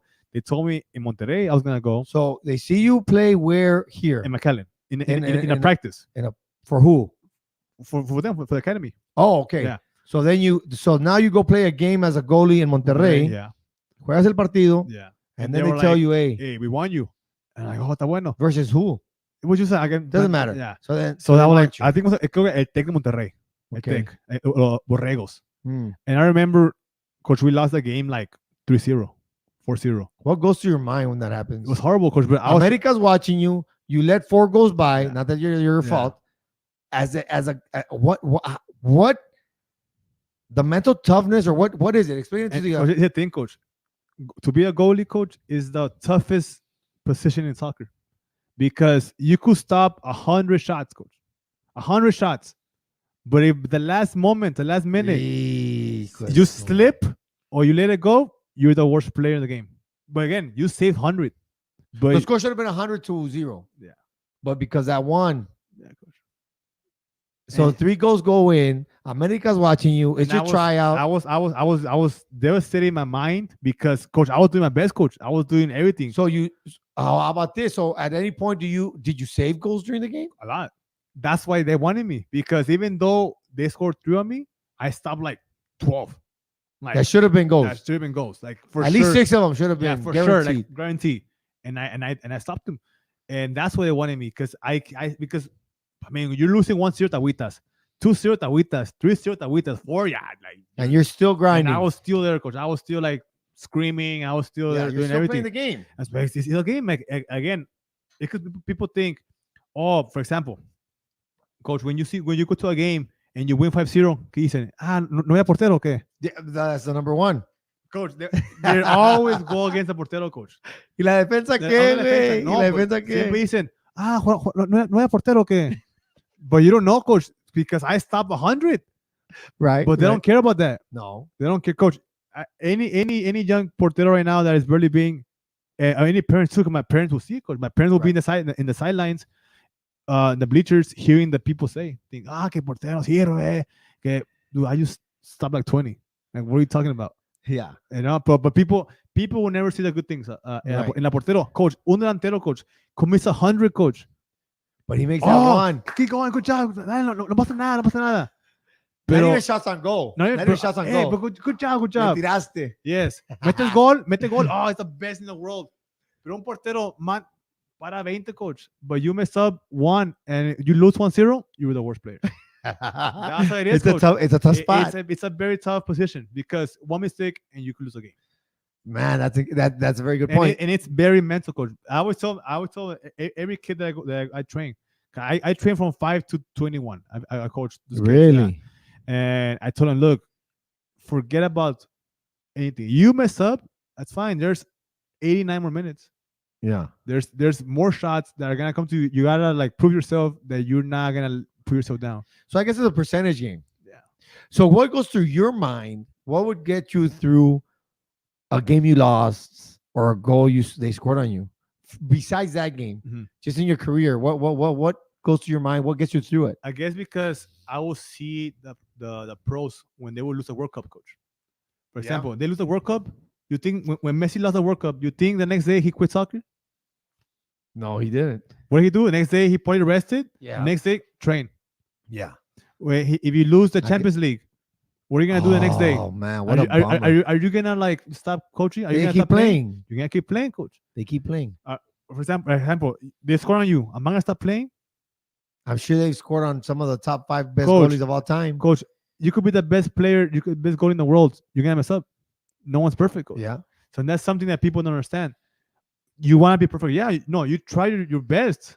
You try your best, and if Yeah. you mess up, no pasa nada. No pasa nada. No pasa nada. It's not the end of the world. I would say that, Messi. Look, Messi lost the World Cup. No pasa nada. Next day he's trains, and he's still one of the best in the world. He is. Ronaldo too. Ronaldo is one of the best. He lost también. He just lost the Euro Cup. Oh yeah, they lost Portugal. You think he stopped training? No, it's one of the best. One of the best. You have to keep training, coach. And so my mind's a portero. If I give up on myself, I give up on my team. Mm. And remember, I'm the last in the line. Last, that's it. The last So line of defense. if I give up, Yeah. that's it. So it Your just, team doesn't stand a chance. yeah, because You cannot give up. If anybody cannot give up, it's the goalie. the goalie is the one that can get up. Yeah, if you see a goalie just give up, Pues ya. you could score 100 goals, but 101 goals goes against. Hijos, you're absolutely right. Yeah. So what happens? You know what? I gotta take a restroom break. So hold on. So let's do this. Let's try to Luis Peña another track from El Portero. Perfect.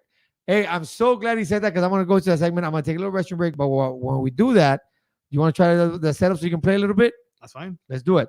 So I'm gonna take a little restroom break, but let's get this setup going. You want to sit here? Yeah, it's fine. All right, and I just let's try our best. I'm gonna pick up the gain on mine. I'm gonna pick up my gain so we can sing to the audience and you can talk to them a little bit. Do your All right. musical stuff. We'll move it here. So this is gonna happen. We're going live. I need a restroom break, so we are gonna put some music on. I guess I'll have the mic here. We're gonna do a little track, but we're gonna go live. Hey, this is Mendezville live. You never know what's gonna happen at Mendezville live. Hey, sometimes we need a little break. Let me take. Oh my bad, Luis. Let me take you off the. Sorry about that. Here we go. Okay. A ver, siéntate, traigo el piano, güey. No, hey, hey, Ángel del Rey, if you're still watching out this project, we're gonna try to bring the piano here in about the next break, but we'll see. A ver, ¿dónde te pongo este? This is your voice. My boy, yeah. Right, your voice is gonna be there. So let's see. You want to hear yourself or? Aquí. Okay, Here. dale. Oh, I can hear it. Oh no, it's 'cause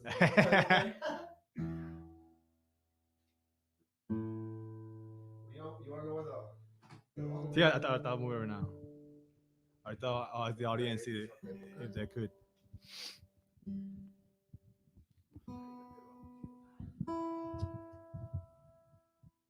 I don't know. Es un game. Ah, no es tuyo. ¿Cuál es bueno, coach?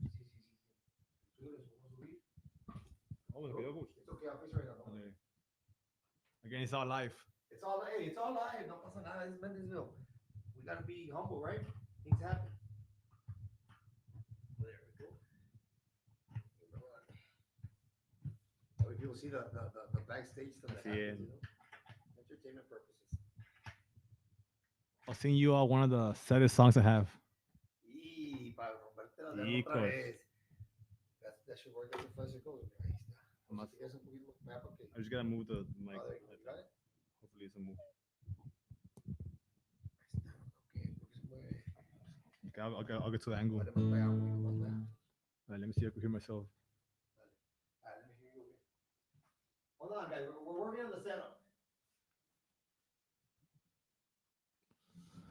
A ver. Sí. All right. When I raise the gain on yours. Sí. What's the gain? Árale. Ahí está. All right, guys. So I'm gonna sing to you one of my, I guess I could say, one of the saddest songs I have. It's called Hoy Volví. It's for the times where you, I guess, you miss that person that left, and it's been years, and you still like miss that person, and pues Hoy Volví to, I guess think about you again. So let me just make sure I have the correct lyrics, because sometimes I have a lot of songs that I keep forgetting the words.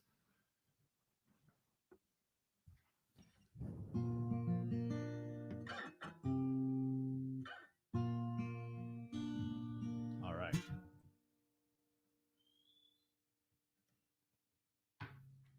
Ahí está. Está.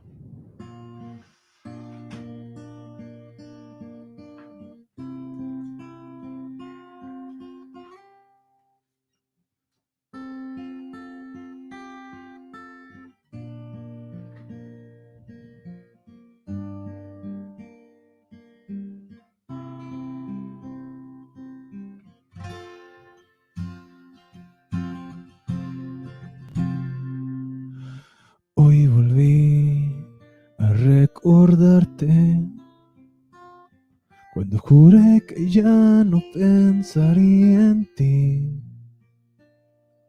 Es imposible para mí tener que aceptar que aunque quiera nunca te podré olvidar. Cuando sé muy bien que eres muy feliz con alguien más.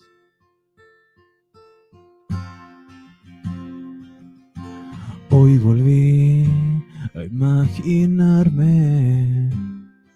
lo que sería mi vida junto a ti, que no daría por tenerte una vez más y darte todo lo que no te pude dar. Cuando estabas conmigo años atrás, pero el tiempo nunca me ayudó en tratar, al solo tratar de sacarte de mi corazón. Jamás, yo sé que jamás podré.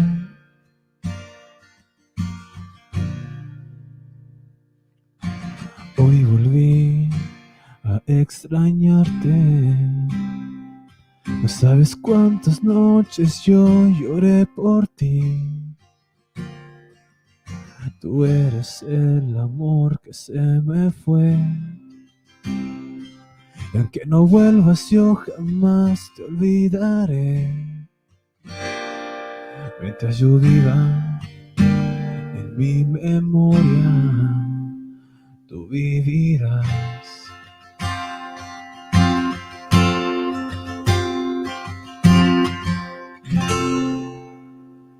Eso. Ahí está. Hoy volví. Bravo, bravo, bravo. lower the gains here.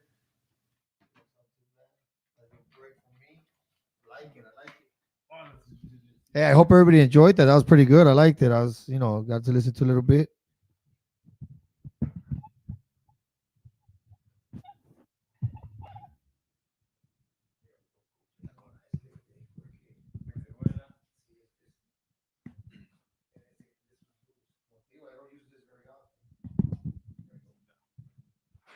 What's the name of that one? It's called Hoy Volví. Hoy volví. Fíjate. Hopefully you guys enjoyed that. Little entertainment purposes. I gotta bring more artists into the show, man. When I need a break, hey, vamos a cantar, órale. That was a good one. Hoy volví. Mira, before we start something, it's a very controversial subject. I posted on Facebook. I'm a firm believer in this. I talked to Felipe Pintor the other day. I coach his son. I don't know if you know him. He played for Juárez Lincoln soccer. Right. He was a football player.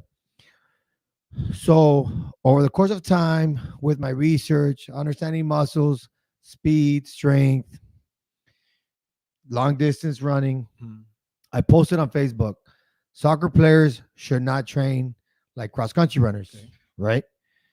So let me just checking the games one more time. Okay, cool. So then I got a lot of flack, or some people did not agree with me, right? Okay. And then, they made their comments.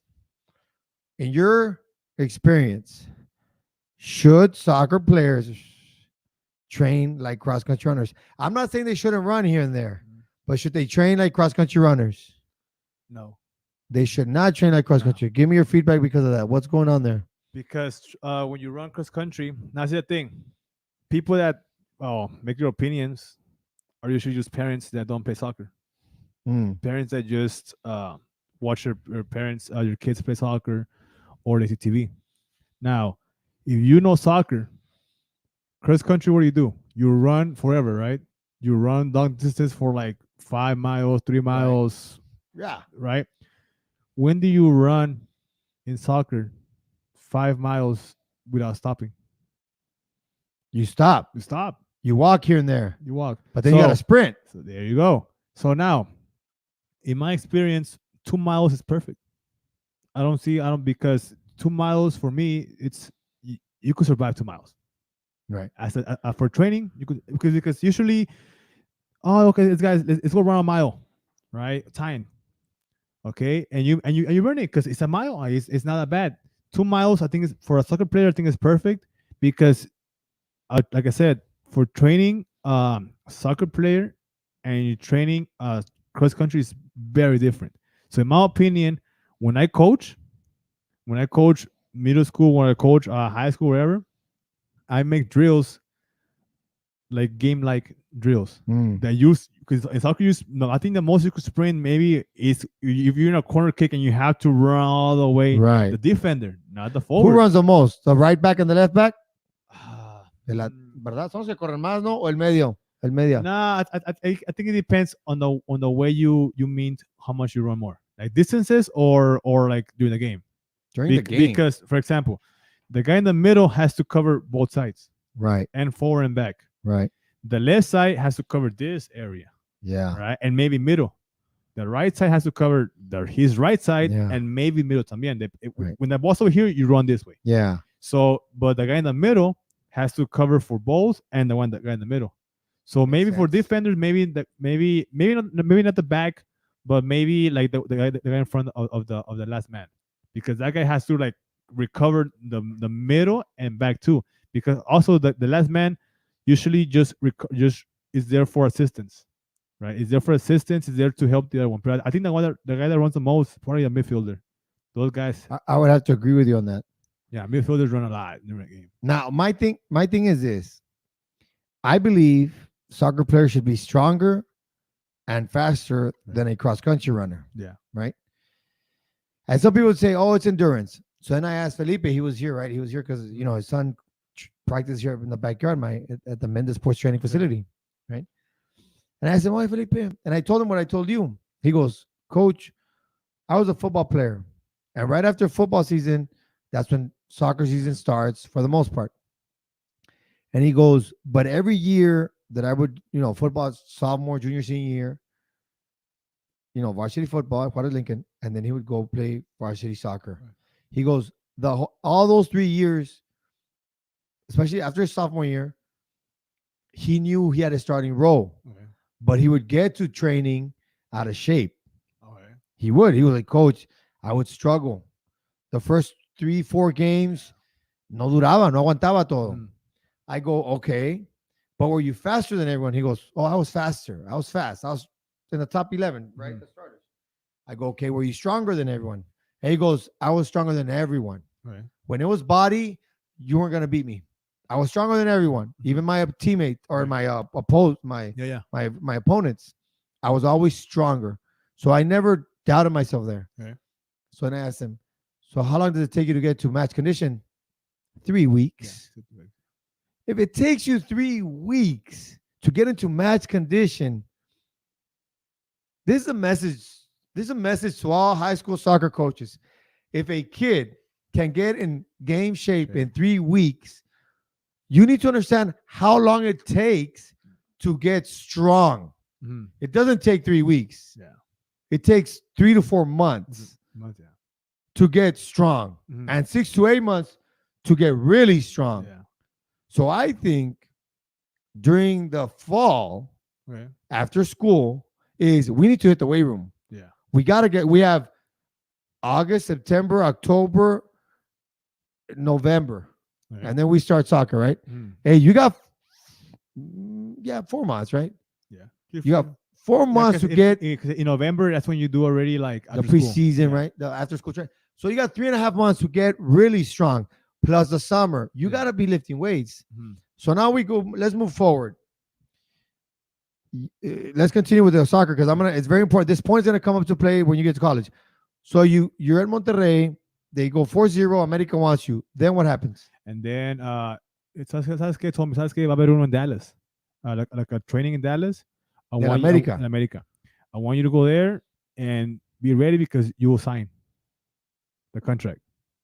So I was excited, coach. So I remember going to America, and that's for some reason, coach. That's when America was losing. There was a time when America was just losing. And the professional, Yeah, professional. Okay. But when you do something like that, coach, they do all of them. Like not just the pros, they fix from the bottom. So I remember when I went to Dallas for like I got the trial again, the new coach did not know anything about me. He know anything about me because like that they changed like that, Right. coaches, right? So when I go there, I was excited, coach, because even the coach here, he was like, oh, you make it, yeah, you pretty much have it done. He told me in the drive over there, he was like, "Sabes qué? Like when you're pro, right? Say my name, that you're from Cali and everything, right?" And So you're making all these plans. yeah, he already like he can't make it. Like he was already talking to the newspapers and they know how to put me there and everything. So everything was great. And it was again, coach. I was a top student, right? And at that time, literally, I came back from Boston and New York on Sunday, like at 2 in the morning, because in Palmview, the top 25, we went to a trip to Boston, Oh, nice. full paid for a whole week. Nice. We went to go see Harvard. I think it was Rice MIT? University, MIT, and we went to the Twin Towers Memorial, right? So again, I was doing both lives, coach. I was Right. I was a very smart Three. student. Yeah. 3, the musician So, part. yeah. So I was balancing everything good. Yeah. So everything's possible, right? So I come back from without training because I was a whole week over there. in Oh, yeah, you Boston. didn't train at all. I didn't train at all. So the flight got here like at 1 in the morning. Cause I remember I went home, got my stuff, and I went to the park because we were gonna drive out to Dallas. So I literally just got there, and the next morning I was in Dallas to do the trial, right? You should have just flown into Dallas. But the thing was, The school it was function. cool, yeah. Yeah, it was school function. So for the mother, right? So I remember I went to Dallas, and then I was like, Oh, that's a hell of a drive. That's like 9 hours, man. I was like, yeah, kind of 8 hours around there. Yeah, but imagine, you're in in a van Boston. también. Oh, so you got to sleep. Yeah. But still, it's not Well, the same. it's not- You're the whole weekend in Boston, the Northeast. You fly in and then get on the van and go. That's rough. Yeah, so I got the next morning. I was tired, coach. I was tired, and this is the thing, coach. They I don't know why in a trial they didn't put me with my age group. I was 16 my junior year. I was Mhm. 16. Yes, you were. I was 16, and they put me with the U19. So Instead of my U16. okay. So or U17. I don't know why they do. I got there. They're like, Sasuke, oh, you're Portero, right? Yeah. And you Gomez? Like, yes. And so they already knew about me, but not Yeah. the head coach. Yeah. And he was like, Sasuke, oh yeah, you they told me you were gonna get here, you're gonna get signed, but they're going to U19. And I was like, well, that's my team over there, like U17. I know you're going to 19. I thought, bueno. And I still did great. I did great, even though they were 3 years older than me. And then the main coach comes, and I forgot his name, coach, but he was the guy who won the World Cup for the U17 for Chucho Ramirez. Chucho Ramirez. Yeah. So I met him, and he comes to me. He was like, oye Gómez, me dijeron de ti and everything, pero right now no quiero porteros. No quiero porteros right now. And I was like, what do you mean? I was gonna get signed. He was like, no quiero porteros. Like right now, I want to focus on scoring goals than porteros. And if I bring you here, he told me, if I take you from McAllen to Mexico City, it's more money for the club. So I'm sorry, but I can't take you. And I was like, really? Dude, Like, what a devastation. and yeah, and my mom was like, what how just happened? Like, you were Por eso vinimos, yeah, hombre. my mom was like, what do you mean? Like, well, see, and then I remember I mean, I didn't come out on the it's because you know Televisa Deportes, the TV show. I came out there. I came out in Really? yeah. I have pictures. I was there and everything, and no se me dio because I was coach. I was about to get signed. I was about to get in the team. You're gonna be a professional I soccer was gonna player. but then again, America was losing, and the guy came. I don't want porteros. I don't want. So you got to drive back with that news. Yeah. Y ni Devastating. modo, I mean, dije, ¿sabes qué? Mi mamá, ¿sabes qué, man? No pasa nada. Keep trying. So I mean, I kept trying, and then the summer of my junior year, there were some tryouts it's called Alianza. Alianza, and pro teams come, right, and see you. And America was there again. America was there. La selección estaba ahí. Chivas USA was there. Chivas was there. Like the Chivas from Guadalajara. Monterrey también, Tigres. I mean, many teams, right? So there was like coach, like 500 athletes for soccer, right? Wow. And you only have one game to prove yourself. One. One game, because remember there's 500. So everybody needs to try it. So you had a 20-minute game, and you had to stand out somehow. So and there was like coach like 50 goalies. Like there was a lot of goalkeepers. and I was a kid from Pompey. Like I was just a kid from Pompey, right? So I remember my first game, boom, I did a good saves, and then okay, the next round, Gomez, I made it. Okay. And then there were like 4 rounds, coach, like 4 rounds that same day. Also, as it's going, it's getting Coach, 20 smaller. minutes, out, bye. Like Cico, así de volada. 20-minute game, prove yourself. If you don't make it, that's it, bye. So I remember I went to the first round, second round, third round, fourth round, coach, and at night, Gomez, you're in the selected 20. Wow. So it was me and this other portero from I think Dallas, I think. And we play, and then the next game we have practice with those new players that we never met, and then the third day we had a game versus Dynamo, like the actual U17 for Dynamo. And again, it was just us, like random players from all over the place. Learn how to play together. Learn in one day.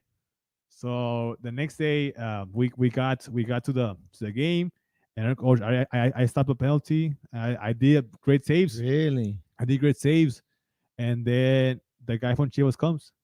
He was like, "Where you born?" Guadalajara. Where were you born? And I was like, "McAllen." No puedes, because Chivas you can only be from Mexico. I've heard of that. So I was like, but my mom was born in Reynosa. So citizenship. But my mom never did the paperwork. So I didn't have it. So he was like, que no puedes. Pero ¿sabes qué? I Chivas USA. There's Chivas USA in LA. He was like, pues, give me your number and I'll contact you. Está bueno. So I come back. I was excited. And then when I come back in the summer, there was like a third division team here in the valley. It was called Blue Devils. South, those Blue, I don't know what it was called, but it was like actual team. They were like very good players that were pros before. Oh, okay. Yeah, so they were really good, coach. Like and they were older. They were really like 25, 28, 30. The guys that just didn't make the pros. No, the guys that made pros and then used to get out. Right. Yeah, but because of what happens, right? And I remember the coach from the team, he was a pro coach from Toluca and Pumas. Like these guys was He knew his legit. stuff. Like he was a professional like coach. I forgot his name, but you can search him up and he probably comes out. And he was there, and there was tryouts. So I go try out, and I make it. I was 16. I make it to the to the third division Right. pro team here, and I make it. And then he comes up. He comes to me. He was like, "How old are you?" Now, like 16. You don't belong here. You have to be out. You go. Why are you here? They were like, I don't know, coach. I mean, like I said, I don't know anyone. I don't have the money because in Mexico you have money, you play, Yeah. and I don't have any connections.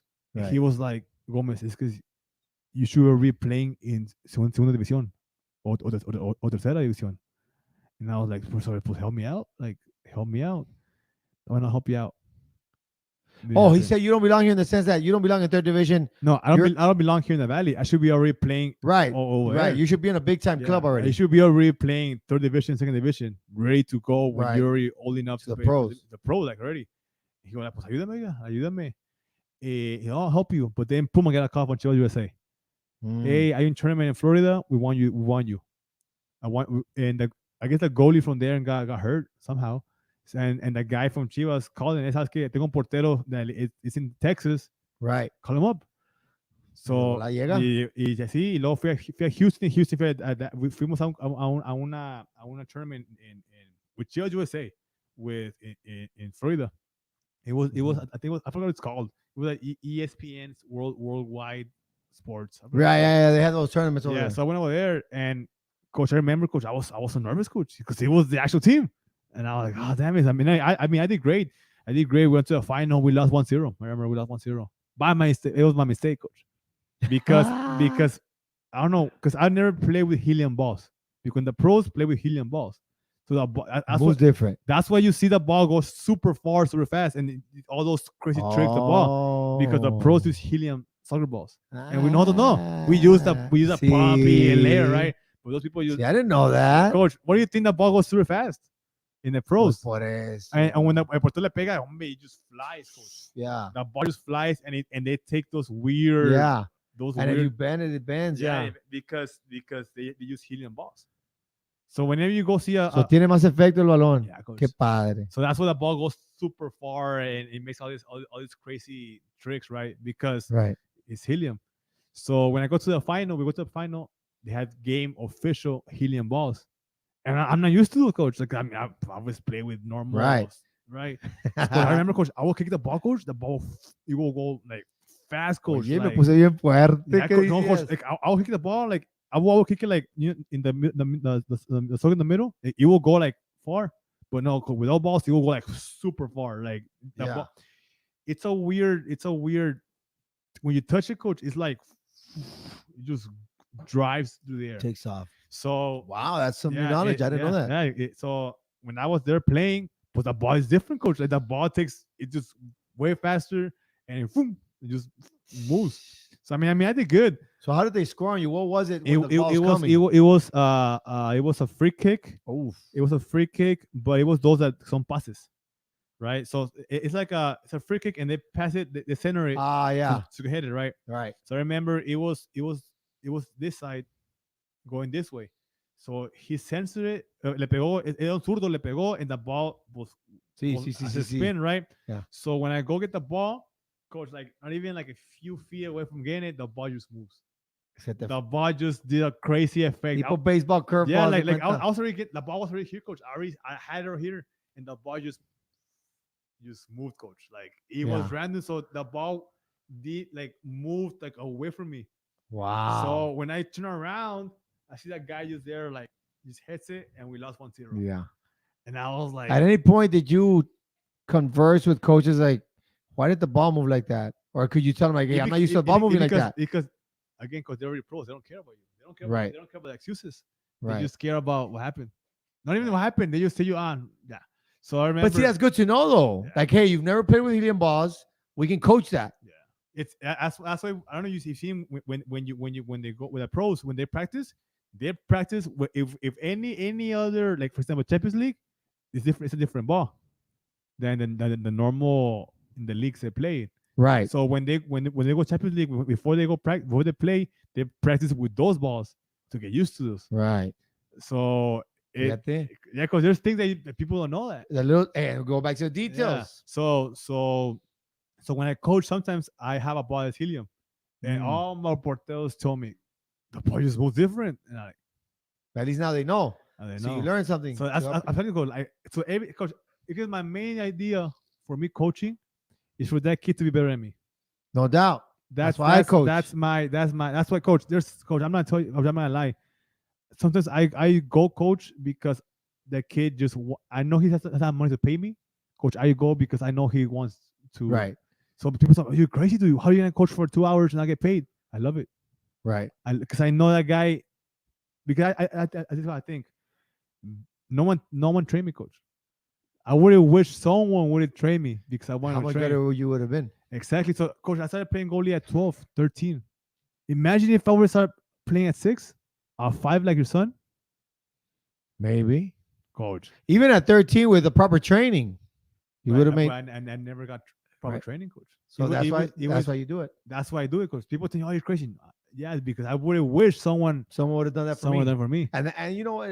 Now that we're talking about that, is that's how I approach coaching, where it's like, what would I, as a junior high kid or high school kid, would have needed from a coach? And that's the way I approach it. And all the knowledge I've gained, and hey, we need to do it like this, like this, like this. Yeah, and it's the thing. But now I'm a teacher, right? I'm Right. I'm a 7th grade math teacher for the past 2 We're years. both educators. Yeah, so the same thing I am as outside as a coach, I'm inside because I was bullied. I was bullied like So you understand. so I understand what they're going through. That they don't want to speak their language. They don't want to do like I Right. would have wished someone, my teachers, It's no, all you're gonna right. speak. You're gonna talk because coach. No pasa nada. But because I was a smart kid, I will avoid talking. Yeah. You know, in reading class, oh, okay, you're next. You're next. Because when they were new, they miss. Restroom miss. So I would, but because I was a smart kid who got hundreds, oh, go ahead, See, go ahead, go ahead. So I never. well, you didn't want to. You didn't want to read out loud. because I got traumatized in 6th grade because in a presentation, I remember I was speaking, coach, and everyone was laughing at me. Like all the kids were laughing at how I was speaking, coach. Hey. Coach, even a teacher también. And I was like, so I got traumatized. So even now, coach, even as a teacher now, before I go speak to parents, my heart just like. No pasa nada. But now I getting better. Right. I'll tell you. You know, now we're sharing that story. Is I had a student once, and you know, you're a coach, and they look up to you. Yeah. So we play open gym basketball and basketball. This kid was really good. Oh, real good basketball. And one time I told him, I said, look, you know what? I'm gonna tell you what I wish somebody would have told Yeah. me. He said, look, I'm 5'8". I like basketball. I wasn't that good when I was his Mhm. age, right? Even when I was a senior, I wasn't that good. I mean, I liked it. But I told him, look, if you take you versus me in 8th grade or 7th grade, I remember, I think it was 7th grade. I said, you would beat me. Uh-huh. You would have beat me 10-0. Sí. Because that's how good you are at basketball. And I'm going to tell you what someone should have told me. If I was your dad in high school, you need to play soccer Right. and only soccer. You're not going to be that tall. You're really good at soccer. Mhm. ¿Qué negocios estás haciendo en basketball? Yeah. Dije, now, I'm not saying don't do it. Yeah. Don't play basketball. I'm just saying Thinking of the future. that's what I would have told myself. Take the advice however you want, but that's what I wish a coach would have told me. Yeah. Right now, si quieres jugar basketball, juega basketball. Sí. And luckily, he ended up playing soccer, and he was really good at it. He was really good at it That's good. because I mean, there's got a point that, and I go back to what I'm telling you. What we discussed back and forth is there's got to come a point where we're selfish with the individual student Yeah. for him, not for the program, not for band, not for football, not for basketball. What's best for that Mhm. student? Now, granted, yeah, it gets difficult sometimes to balance everything, Yeah. but I'm a believer in that. Like, what's the success of the student? Mhm. And that was a success. And he did really well. He did really That's well. good. So That's good. you teach kids, they don't want a goalie. You can't go there. They make phone calls. Where are we headed now? So now in Chivas You're still USA. playing for Palmview High School at the Yeah. time. Yeah. Well, it was summer. Okay, I could- junior to senior year. Yeah. So I could still do that, right? How far did you get your junior year? What do you mean? In the Palmview, See, the thing, I never went to playoffs. you in my- never played no, in the playoffs. in my 4 years. Dang, you should have transferred over to. No, you And should they have were- stayed at Palm. You should have stayed at Palm. but the thing, like even now, like my head coach told me, Gomez, you had everything, coach, but the team was just not there. Right. The team was just not there, Sometimes coach. it's hard. Sometimes And, it's I hard. mean, and I accepted. I mean, I think back. Oh man, I never went to playoffs. So now I want to get to high school porque tengo esa espinita. Si no puedo As a hacer, senior year. yeah. I mean, si no puedo hacerlo as a player, I want to do it as a coach. Oh, but now you're talking about you want to coach high school Yeah. soccer. I got you. Yeah, one day. One future. day, I got you. It's interesting that like right now I told you you should have transferred. Yeah. I want to touch on a subject. The recruiting. Okay. I think nowadays coaches don't have to recruit anymore. Because people always say, well, you're recruiting, or he recruited, or whatever it is, or this player doesn't belong to that school, that player doesn't belong to her, the 4 players belong over here instead of over there, Yeah. or you made the playoffs with that one player, but he didn't even belong to you, but you took him up with open arms, or whatever it may be, right? Basketball players that went to Yeah. upstate, came back, Sí, sí. stuff. The point is this. I think at this point with UIL, coaches don't need to recruit. It's the parents go to open enrollment and take Yeah. advantage of the rules. Recruiting is out the door now. It's Sí. the parent wants their son or daughter to play at this school. Because at the end of the day, the parents are the one that's dropping them off. Exactly. For example, everybody knows Mackay women's soccer. Yeah. That's Now, but you know why? why. You know why they're good? Because they're all start playing at Mesa Exactly. since they were 5. Dynamo. So Right. when they So go to for high example, my school, team. no tienen. For example, the girls in my team, they stick together. By the Ah, time they coach. get to our city or freshman year, they're gonna be great. Coach, I'm gonna tell you a story. When I got to college, I came back to Valley and I was coaching Academic America. Right, Mm. those kids were 12 years old, coach. 12 years 12 old. years old. So now they're already in high What's going on school. with that? They're already freshmen in high school, coach. Okay. Coach, beast, coach, beast, Freshman in high beast, school. coach. They're Boys or girls? boys. Okay. They're But the they're way advanced. coach. When I was seeing him at 12 years old, I was like, these kids, by the time they get to high school, they're gonna be dominant. Yeah, he did. That one player that who one of the best players to have.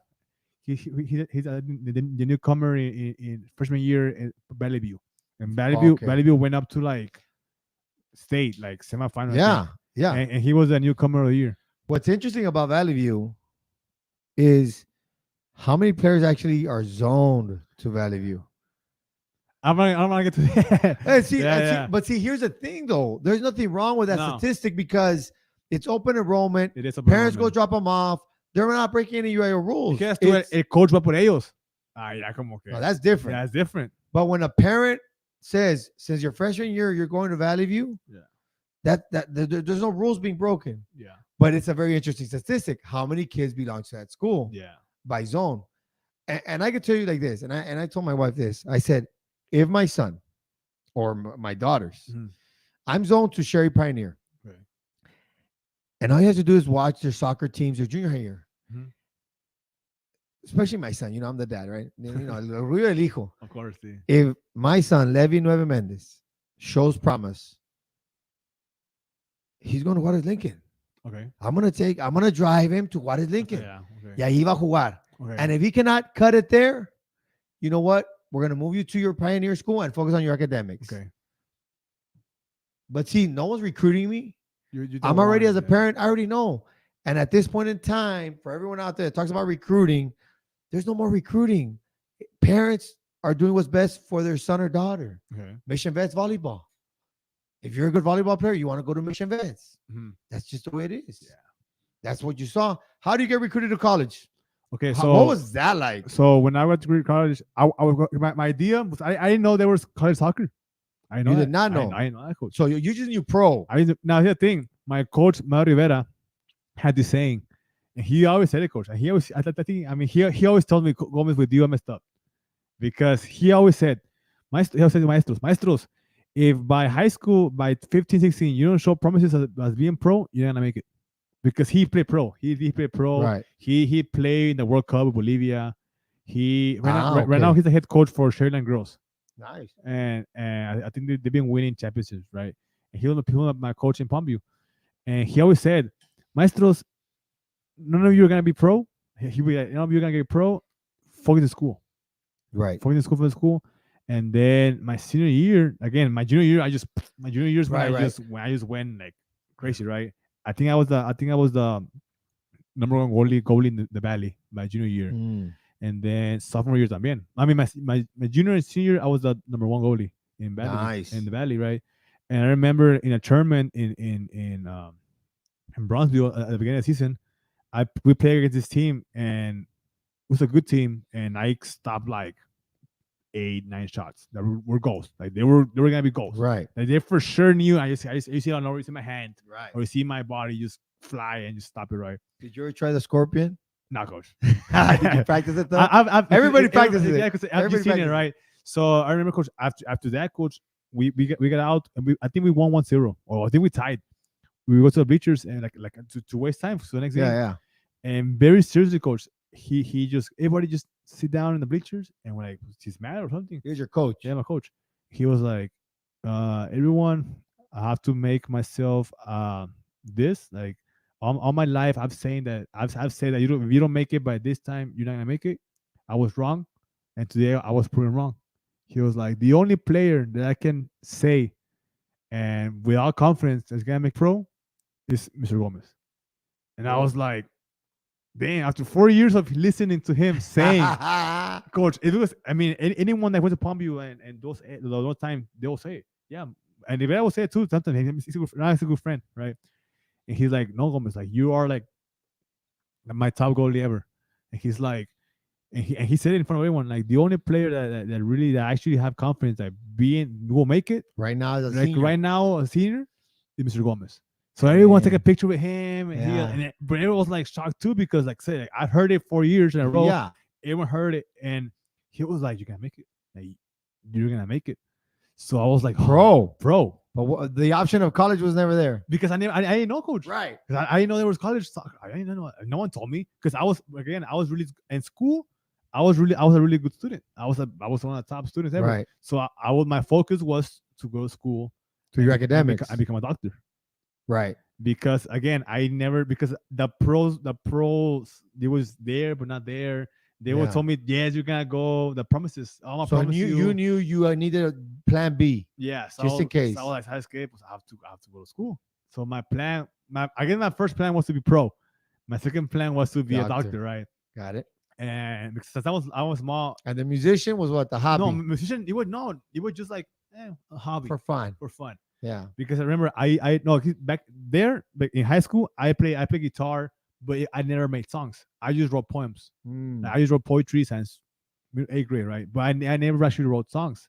It was just write poetry and just play covers of rock. Right? But because writing songs is really hard. It's a very hard thing to do. So I always write poems, and that's it. And then by that time, I applied to UT Austin, I applied to A&M, and now I got... You accepted to all of them, because you're top 10%, yes. I got accepted to everything. And then all of a sudden, my coach said, hey, ¿sabes qué, Gomez? Like, are you interested in playing college soccer?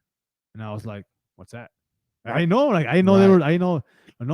give you scholarships for playing soccer and everything. And I was like, really? Like, yeah. But at that time, I was already training with the guy here, in Academia de Monterrey. Se llama Nelter. And he saw me playing in high school. He was like, Gomez, what are you doing in high school? Like, you should really play in pro. And I was like, help me. Like, help me, dude. Like, everyone told me this. But no one helps me. But no one really goes through. Yeah.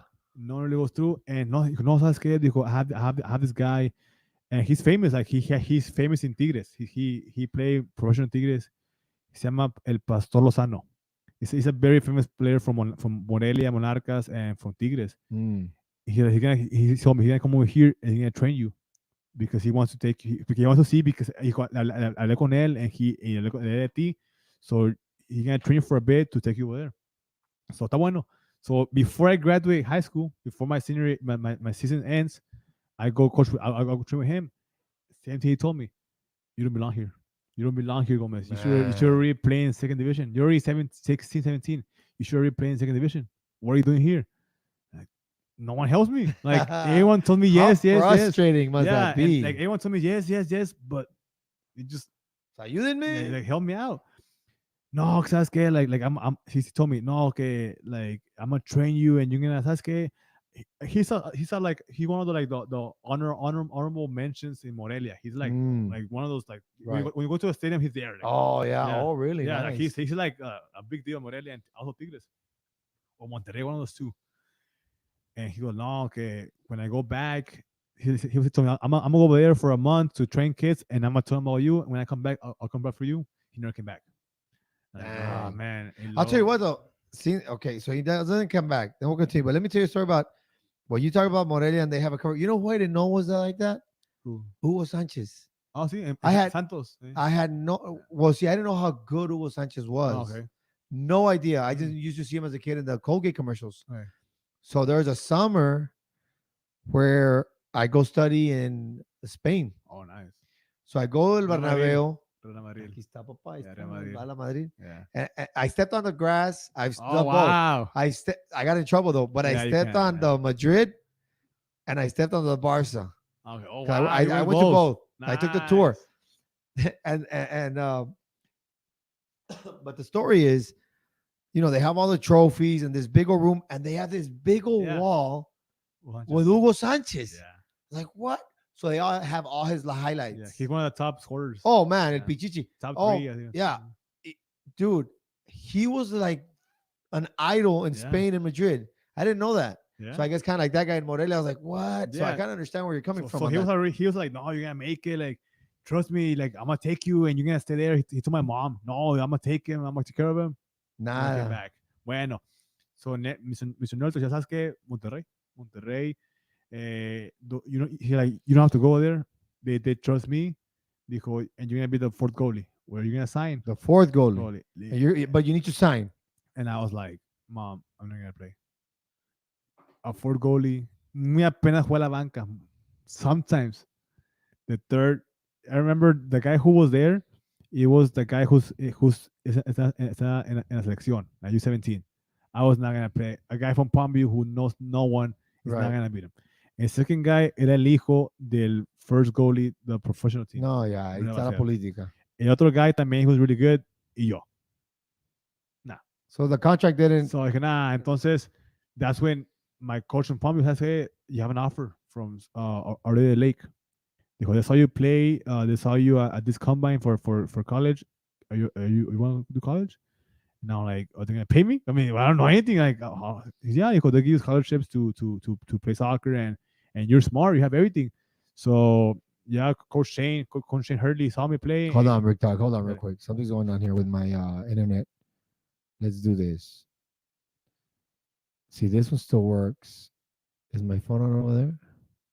I see it on. Yeah, no, it's not that. It's not that. It's the Wi-Fi is lagging on my phone, so the screen doesn't show as clear. You see that? Okay. You see that?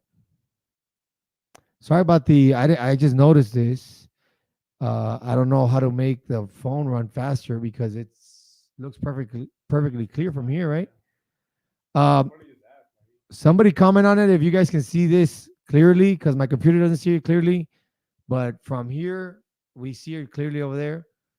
But either way, let's do something like this. So we'll just set this bad boy up. Okay. All right, and then Yeah, pues I mean, I go to college, and surprisingly, it went super fast. My 4 years went fast because, I mean, I was pre-med biology. I was pre-med biology, and it was hard, coach. It was intense hours of studying. in college you were In co- pre-med. Yeah. Yeah, Oh pre-med. man. So it was pre-med, taking those classes for biology, and those 4-hour labs, plus soccer. I've heard of those things. Coach, it's not for hours, coach. You don't finish in 4 hours. No, You're there for 5, 6, 7 hours, coach. man. Plus soccer. All right, so let me. So I'll just look at you from here, Yeah. and you look at me from All here. right. So we're looking at each other in the screen. Is the biggest thing that I always have with college athletes, former college athletes, is what I've learned is the biggest difference from high school to college that students experience is the weightlifting. Okay. Is there a lot more weightlifting you did Yes. considering from Palmview High School? And this is not a knock on Palmview High School. Yeah. This is across the board, all high schools. And college, you lift weights. Yes, sir. Why? I'm trying to figure out what we can do as a coaching culture across the valley, the area? What do we need to make them understand that you got to lift weights? Coach, here's the thing.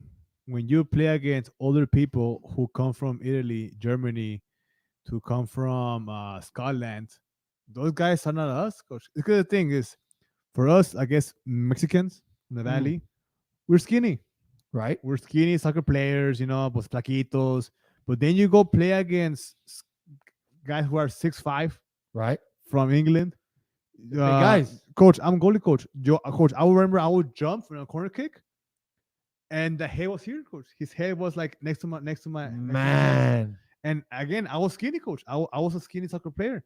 So I guess my coach started saying like, no, like you have to be big because, coach, imagine un flaquito del Valle or from wherever, un Right. guy de England who's like it's and lifts weights. When you go cuerpo te va a matar, coach. And that's what I was talking about with Now, see the Felipe, thing. bodying up. If you go back in soccer history, if you go look at the pros before, they're all skinny, coach. They're all Yes. skinny. Now you look at now, coach. ¿Cómo está Cristiano Ronaldo? Oh, Huge. ¿Cómo yeah, están? ¿Cómo están? shredded. ¿Cómo están los Germans? They're huge, There's- coach. Yeah. So like the thing is this: soccer is evolving. If you stay skinny, te van a tumbar, coach. Te van a matar. Messi was one of the top two. Messi was skinny too when he started. Look at him now; he has more muscle. Yeah. Yeah. He has more muscle. Defenders, you see Sergio Ramos. If you see Oh, the best. coach, Sergio Ramos, I have you love seen that have you seen guy. his body. But he's so dirty. But But I love that guy. see his body. Shredded, strong. You Have have you seen his workouts? yeah, coach. Because you have to be the top. You have to train everything, coach. You got to train your body. You gotta train your body. Even porteros too. Porteros, you see him. Están mamados, coach. Yeah. Like before we were all skinny. I mean, I was skinny too. But now you see Noor, portero Noor. He's a big guy. What kind of weight or what kind of lifting did you do when you were at Our Lady of the Lake? It was mostly like well, it depended because it depends on the day or on the. I mean, also if it's preseason, métele You're todo lo going que hard. pueda. Yeah, going Heavy. hard, heavy. Yeah, because What kind of lifts? Your typical compounds or what? yeah, just Bench, yeah, squat, bench, deadlift, squat, yeah. power clean. yeah, it was just the typical that you go to a gym. Like, Right. You know, focusing on a muscle group, focusing on legs, focusing on this. And when it was during season, it was mostly like lightweights. You know, it's keeping. interesting because I had one of my guys the other day on last week is that, and even two people already that we've learned at the collegiate level, you live during season, Yeah. but you live differently. Yes.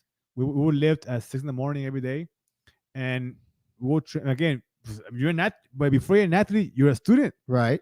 So that's something that people don't understand. People think that, oh, just because I'm the best in my game. No, you're a student also. There's many coaches, there's many players that I've seen in the valley or anywhere. They are super good coach. They're great soccer players. They're great sport. Okay, show me your grades. Never mind. I don't want you. You know, I'm glad you touched that because when I had my buddy Brian Rosario here, he's an NCAA girls coach, and I forgot to ask him about that. Yeah. But then after the show, we talked, and I told him I forgot to ask. He goes, "Dude, you should have it because now they moved it up. Yeah. Now they moved it up, so your GPA has to be higher, your SAT score, your ACT score. So for students watching this, I think the biggest thing for high school students need to know. Number one, the biggest one is grades. Yeah. If you don't have those grades, they cannot recruit you no matter what. You could be the best. You could be the best. You gotta get those grades. We're not talking about 95 and up. We're talking about, hey, be an AB student. Be an AB student, right? And secondly, you gotta lift weights. I'm trying to figure out a way to get students. Yeah. They gotta lift weights. Coach, because when you get out of the valley and you go up there, it's not your typical high school guy from or girl from the valley, coach. They're built different, coach. But see the thing, okay, so okay, I hate that, but I understand it. Mhm. And there's a UIO thing that I can go on a good 10-minute rant. But let's say this, the comment you just made, when you go out of the valley, you're going to referring they're a little bit bigger, Mm. you know, they might be faster. But if we get these guys here in the valley, lifting Yeah. year round. Yeah. Granted, balance. There's certain ways to heavy, light, whatever it might be. If they live 6th, 7th, 8th, 9th, 10th grade, do we match up with them? Yes, coach. Coach, you only need maybe 2 years, coach. And that's it. Yeah. 7th, 8th, and 9th. Lift weights correctly. Continue in 10th. And It's gonna help you a lot, coach. it's an even playing It's field. gonna help you a lot. See, the reason I say that my 10-minute rant is UIL before wouldn't let coaches train high school students or junior high students in strength and conditioning.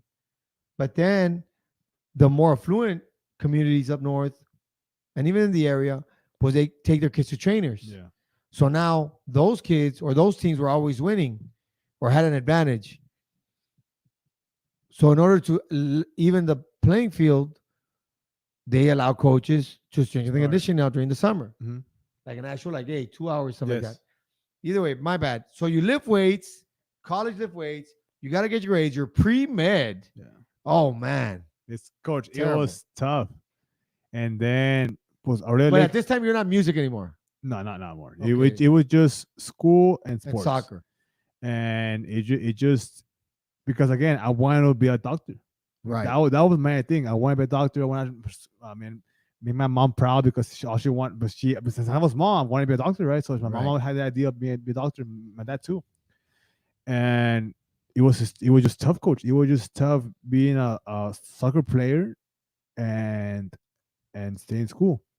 Because I mean, by the time by college, I was like, okay, I'm pretty sure it's gonna be very hard to be pro at this age. Right. I'm already 20. I graduated to 21. I'm already 19, 20. If I'm gonna go pro, it's because I know people. Right. It's because I have money to go to Mexico and try out and then make it with money. I was not gonna do it. My parents have not much money. I didn't know anyone.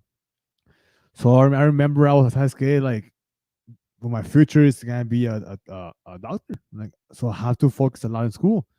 But then I have soccer too. I mean, I didn't want to quit soccer because I love soccer. Like, I love soccer so much. So I mean, I did both. And then my school, is very expensive.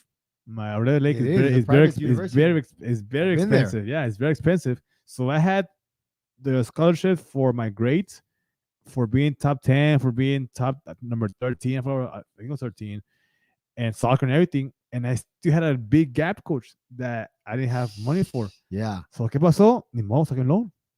Saqué un loan. And the loan I got, it was called the Be On Time loan. And the Be On Time loan is that you have to graduate in 4 years. And you have to graduate 4 years, like complete your degree with a 3.0. Ah. And if you get 2.99, Nope. no, you need a 2.0. So, coach, since I finished high school, I didn't have a break because my degree in Olu or Lake is like 5 years for biology because Right. because they don't have, because it's a private school, it's a small school. So if you fail a class, you cannot take it the next on Semester. spring. You have to wait to next year in fall to take it again. Oh, terrible. So and because so I did a plan. My advisor, oh, it's 5 years. And now, like, even though I had classes in Palmview, like do enrollment, and yeah, even with those and the 1 year is still like 5 years. So Yeah. I was like, I can't have the loan. I have to finish in 4 years. Right. Coach, I took like 24 hours in college every year. Hey, man, I tried 18 once. I couldn't do it. No, I think it was 20. It's 18 and 22, right? It's 4, 8. No, 20. No, coach, I was taking like Oh, 20, 24 plus lab. so that means you were going to school every day, 3 to 4 classes per day. Yeah, and labs and soccer. Hombre, bro. And training. And That's a heavy schedule. And traveling. And so I will kill myself fall. I will kill myself spring. And then I came back to the valley and I took summer classes in SEC That would transfer over. that would transfer over. Man. Because I needed to finish in 4 years. Like I had Because to of be on time loan. because a being time loan was like maybe like 40%. It was a lot, coach. It was a lot of money. Yeah, So they cover a lot. So I was then my senior year. You're still at Our Lady of the I'm Lake. still at Lake.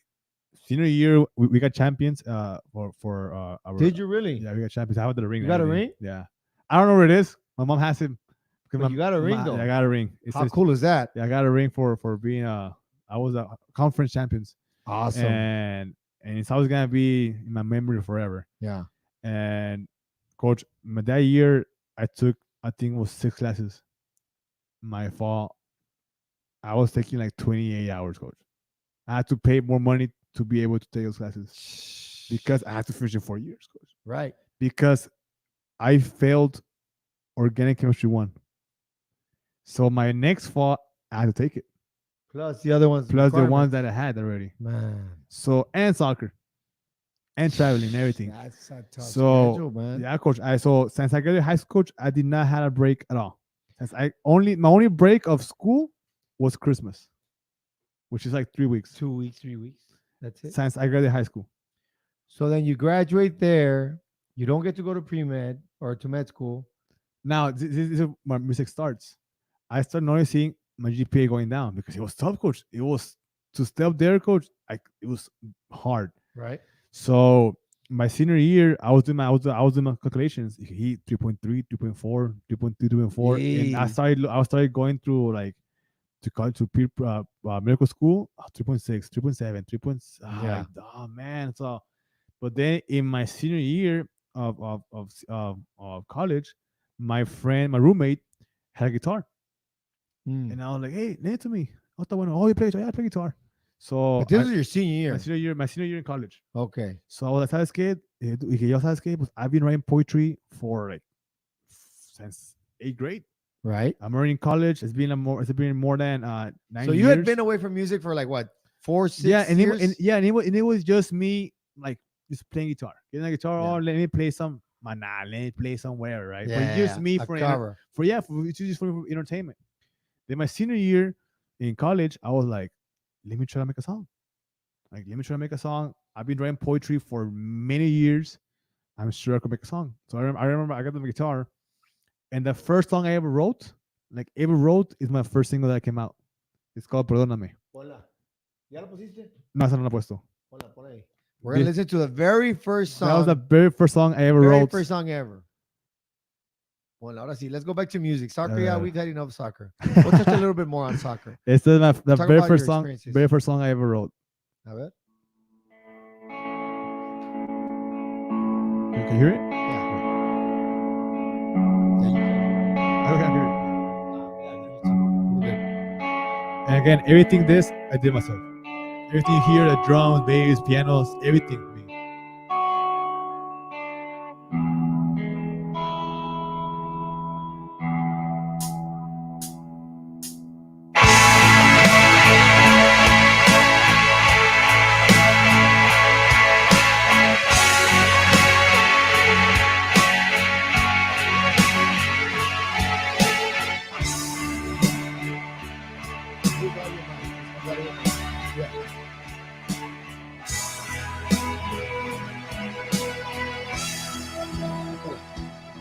Perdóname por no ser lo que tú querías. Perdóname, aunque tú creas que soy perfecto, no lo soy. No lo soy y no lo seré.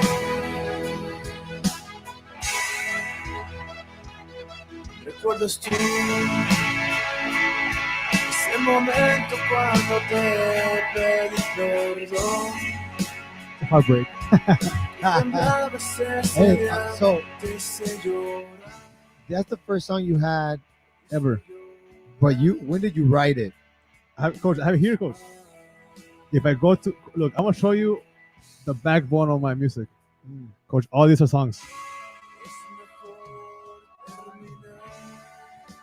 It's what is that? Perdóname.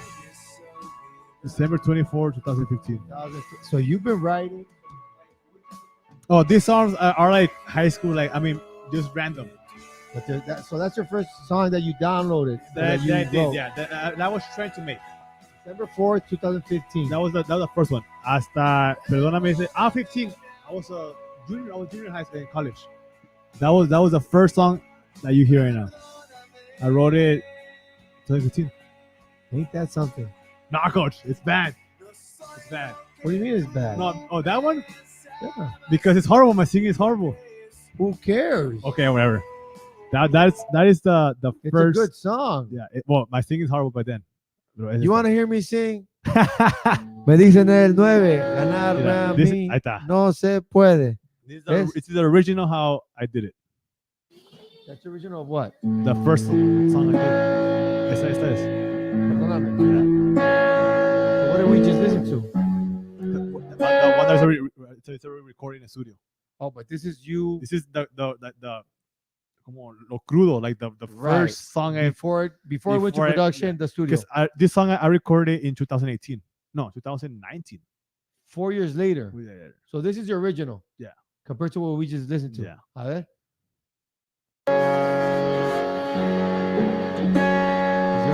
Yo que no sé, is there a big difference in the music or the lyrics? My voice. Besides that, everything the same? And some lyrics. Perdóname por no ser lo que tú querías. Perdóname. Aunque en tus sueños soy perfecto, mi amor, no lo soy. No lo soy. Y no lo seré. I like that point of view. ¿Recuerdas tú? It's because this song is Perdóname saying, because you know sometimes the songs you make, oh, okay, you're sad because they left you. This song is the other way around. You hurt the other person, so you're asking Perdóname. Like you're asking for forgiveness Because you weren't what. because you're the one that did the bad, I guess. Whenever you broke her heart or his heart, so it's the other guy's point of view. So your point of view, yeah, I get it. I mean, it's in the music. It's I wasn't what you wanted. Y no lo soy y nunca lo seré. Hijo, eso- no. I don't know. Hey, that's a good one. That's a good. That's a lot of songs you have on there. Coach, I have like a lot. I don't So how many are recorded in studio? All of them? No. I have 5, 9. 9. 9. And how do you select which one to go from there?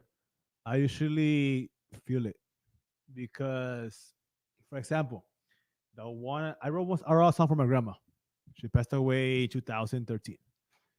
And this I told you, like, I cannot tell you how to write songs. I asked Angel the same question. I can't, coach. And we never answered it. I can't. I You because just can't explain it. my inspiration comes out of nowhere, coach. Mm. And I'll tell you what, my this is probably one of the songs that makes people cry. It's from my grandma. It's called Luz. My grandma, her name is Maria de la Luz. Mm. So I named the song Luz, right? All right. This was before my mom passed away. My mom passed away in I think it was March of this year. Sorry to So hear, Coach. yeah, it was a tough year. So I wrote the song I wrote it back in maybe 2020 like in August. Okay. And it's a hyping, coach. I want to go to the trash, coach, at night. I always throw it during the day. But for some reason, I throw it at night. So I go to the trash, I throw the trash, and I look up and I see the stars. Mm. And in my mind, I was like, oye, pues, ¿cuándo fue la última vez que vi las estrellas? Yeah. Like, ¿cuándo fue? We never do. We never do. Right. So I was like, ¿cuándo fue la última vez que miraste las estrellas? Coach, I ran to my house, coach. I got a guitar Y dale. and I just got the capo and I put it I just put it wherever I felt my voice to be good. And I got the guitar, coach. I wrote the whole song in 10 minutes. And I remember playing it, coach, and I started crying. Mm. Like, I started crying, coach, like Right. intensely. And like, why am I crying? Like, why am I crying? I look at the lyrics.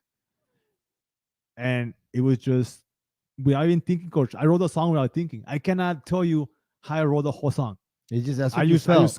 your Your brain is on. It was just. coach. I just wrote it, and I was crying. Like I was legit crying. Well, okay, so let me ask you this. You know, I don't know music. Yeah. Right. I listen to it. You look at the stars. ¿Cuál fue la última vez que miras las estrellas? You run inside. Yeah. Are you writing it first and then guitar, or guitar and back and forth and back Same and time. forth? So, for example, look. Dale, let's give an example. Let's give an example. All right, so this is how it happened. A ver. A ver. I'll just raise the. Okay. No, I can't raise the gain there. Look, so I got my guitar. Right. I'm gonna put it over here. Can you hear me? That's fine. So I got my guitar, right? So I gotta find where my voice sounds. I'll just raise the good. gain. Go for it. So I remember I put it here. See, I can hear you from there. Keep going. I'll fix así. it over here. So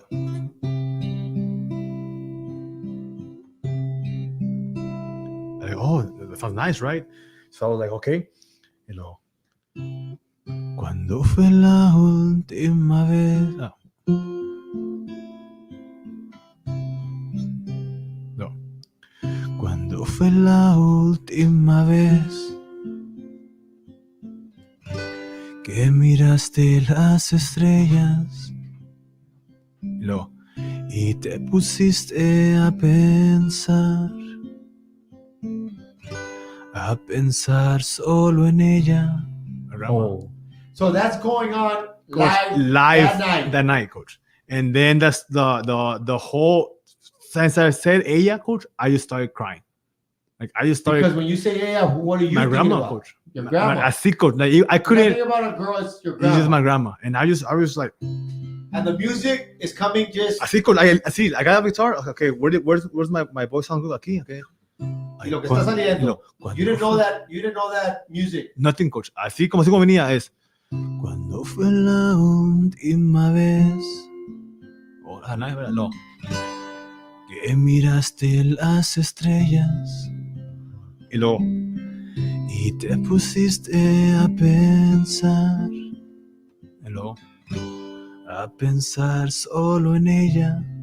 Right? So that happens, then you write it down? Coach, in my mind.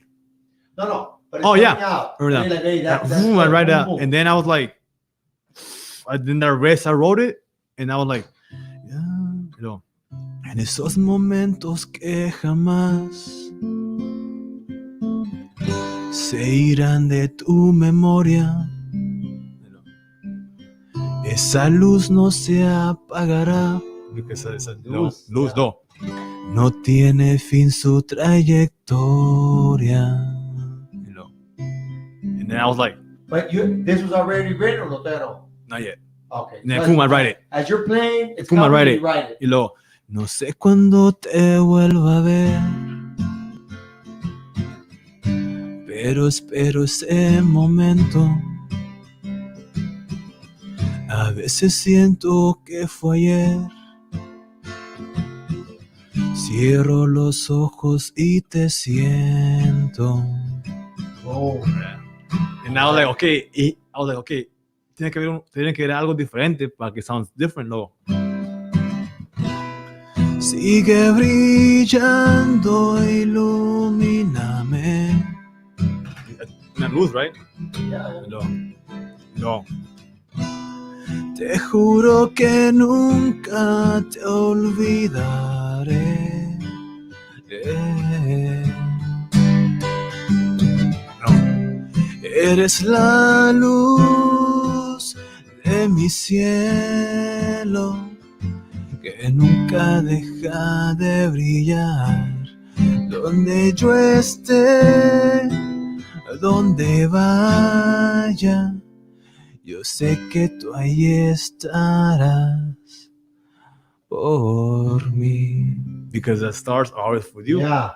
And then You're crying this whole time. crying, coach. Like coming. crying. It's coming. And then my mom comes in, she's like, why are you crying? And I was like, what's a song?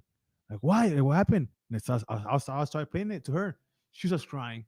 and I was like, she's like, you wrote that right now? I'm like, yeah, Mom. I wrote it like in coach 10 minutes, coach. But I mean, there's more. Some of those stories or some of those songs that are the stories at 10 minutes, some of the best songs of all coach, time. The song from Coldplay, Yellow. Yeah, Yellow. Yeah. I think he said he wrote it in the restroom in 10 minutes. Wait, was it Coldplay? Coldplay, coach. He told in the interview, he's like, oh, I got the guitar. I went to a restroom and I had the song and I wrote in the restroom in 10 minutes. Okay. Yeah, Yellow, coach. I don't know. It's look at the stars, look how they shine. But that's Coldplay? Yeah, Coldplay. Coldplay, Yellow, coach. No, yo no sé. Okay. Now, yeah. So So yeah, coach. So you took 10 minutes. You looked at the star. So your inspiration was you just coach, looked up. my inspiration is going to throw a church at night and look up When the you stars. never go to the church at night. Never, coach. It just came on over. And I got a guitar. What a cool story. And then cuando fue la Do it again. and I was like, hello. Cuando fue la oh, sorry, el volume. Cuando fue la última vez que miraste las estrellas y te pusiste a pensar solo en ella, en esos momentos que jamás se irán de tu memoria. Esa luz no se apagará, no tiene fin su trayectoria. And at that point, falling. And I was like, No sé cuándo te vuelva a ver, pero espero ese momento. and then just, Okay, so let me let me lower the gain. Yeah. So, do you have that in a song Coach, besides acoustic? it's already on Apple Music everywhere, Hola. YouTube. Let's hear it. Now, coach, it's a thing. I want. Okay. The one I have already, it happened when I went to go record with Flip the Mess. I had the studio for 2 days. The song I For had free or you had to pay? no, I pay, coach. I Okay. pay. Okay. I'm not that famous yet, right? Okay. So it's very expensive. Like it's very expensive. Aquí está el studio este, papá. Let's get it right. Because that studio is called Victor Records. It's the best studio in Latin America. Really? Yeah, it's huge. So Okay. when I was there with him, we finished the whole song that you wrote. That I first put with him. That one. No, la otra. Oh. La del esta. Si pudiera regresar el tiempo lo haría. The one I showed you. The one I- Yeah. Esa song here, we finished the whole recording, coach, in a day and a half. Okay. But So- you already had the music. No, we did. Oh, you did it that day. Yeah, It day. had to come from like you're like okay. From let me write him and something. me there. I mean, when I went there, and you were just in the guitar. Si pudiera sorry. Si pudiera regresar el tiempo lo haría. Y volvería al momento cuando te conocí. I mean, I had the whole song on the guitar. Right. So when I go there, we just like okay, what we're gonna do? Okay, boom, let's go. Okay. So it was like that, coach. Like that day, the drummer came in. Okay, we're gonna do this, that. The guitar, I'm gonna do this. The bass, I'm gonna do this. The pen, we're gonna do this. Okay, let's do it. And I was like, what's happening? Because I'm used to doing everything here, and then you just go record. Right. Y con ellos no. It It was that moment, coach. Like, okay, we do With this. that drummer from your favorite band. Yeah. And he just goes, okay, it sounds good here. Okay, what I was doing, I was singing the song, and they were creating the music in their minds. ¿Qué es lo que va ahí? Sí, okay, and then but then he's like, Flip was like, okay, Gomes, you're the artist. Just because I'm Flip the man, just because no, you're the one tell me if you like it or not, Right. and if you want me to choose move stuff. Like I was like, do whatever you want, like just whatever you want. No, but no. I mean, I gave him like, I want this, I want this. Okay, that one no. And the song just Right. exploded, coach. So then go back to the Yeah. luz. Se llama luz. Yeah, luz. So When does that happen? So when we finished recording, I still had like 6 hours left of the studio time. Studio time. And I was like, if you could Flip, oye, pues tienes 6 hours left. Do you have another song that you want to do? He was like, my time is done because you already paid me for a song. Like you could pay me more and I'll help you. I don't have money, right? So I escape. Wait, escape. I have the song. It's called Luz. It's about my grandma. But I have a recording already as the like a band. You already had had already done everything. Yeah, but it's not yet because my other producer, he's still mixing and mastering, right? So Well, at that time. at that time, Okay. it was back in December of Okay. 2020, right? Right. So like, hey, can I record a song and just the drummer just goes, records, and leaves. So he didn't say that there. So like, escape was Oh, his job is just for that other song. yeah, and that's it. Okay. so- no, digas, "Ay, aquí quédate, déjate, No, tira esta." he did stay, but it was the second day, and he recorded. Because the drums is always the first thing you Oh. record. So acabó él, okay, he was there for a few hours, okay, ya voy. So fue, right? But the next day, I had 6 hours left. So I started to Flip. Can Felipe también es. I flip the mess? Okay. Okay, can I Flip use or Flip? Felipe? Flip. Okay. That's his stage name. Oh, And he was like, Flip, can I use a guitar? Coach, guitar is like $8,000. $8,000. It's like como 1,000. Like it's como $8,000. come on. Like, so guitar, it costs like $8,000. He was charging you to use it? No, like no, Ah, that the, it the value costs. that it costs. So Oh, I was you like, were asking him to use. can I use your guitar to play it? And like, yeah, he had never heard it. No, I never heard it. Okay. So I played it. He was like, "You wrote that?" And I was like, "Yeah." He was like, I didn't cry because we're here. He said He that. said it. I was like, for he to say that, coach, I was like, Yeah. wow. So like, yeah, it's because before that, my tío in Monterrey, because when I was in Monterrey, I go with him. Right, Titi, you're seeing the Titi, thank you, Titi. Right, and so when I go to Monterrey, I played it to him. He saw his girls crying. Coach. Your uncle. My uncle. El Well, tío. he's my dad's primo. Sí, pero pues, yeah. te criaste como tío. Yeah. Sí, sí. So he was We all like, have those. yeah, and he lost his dad a long time ago. And he's a guy with daughters and everything. He's already like 40 something. He was crying. Coach. He was like, you have to take it out. You have to record a song and take it out now. Yeah. Because people lost a lot of lives. Right. Oh, everybody. Yeah. I bet you it touched everybody. Coach, he was like, "Do you have to take it out song now?" Like I was like, I can't because it's still like in the process of post production, and it takes a while. When you say post production, you're talking about the time you recorded everything on your own at some studio. Yeah. But not in Monterrey studio. No, yet. in Monterrey. Like my songs are recording in Monterrey. So the story you're telling me right now is after the 6-hour session with left with No, it was the first day of session. I went home to his house and you played it for and I'm like, him. hey, do you have this song? We hear it because Okay. I knew that he's there. Pues, I mean, coronavirus and everything was bad. Yeah. You have this song. Pues, I know it's kind of sad, but te voy a cantar.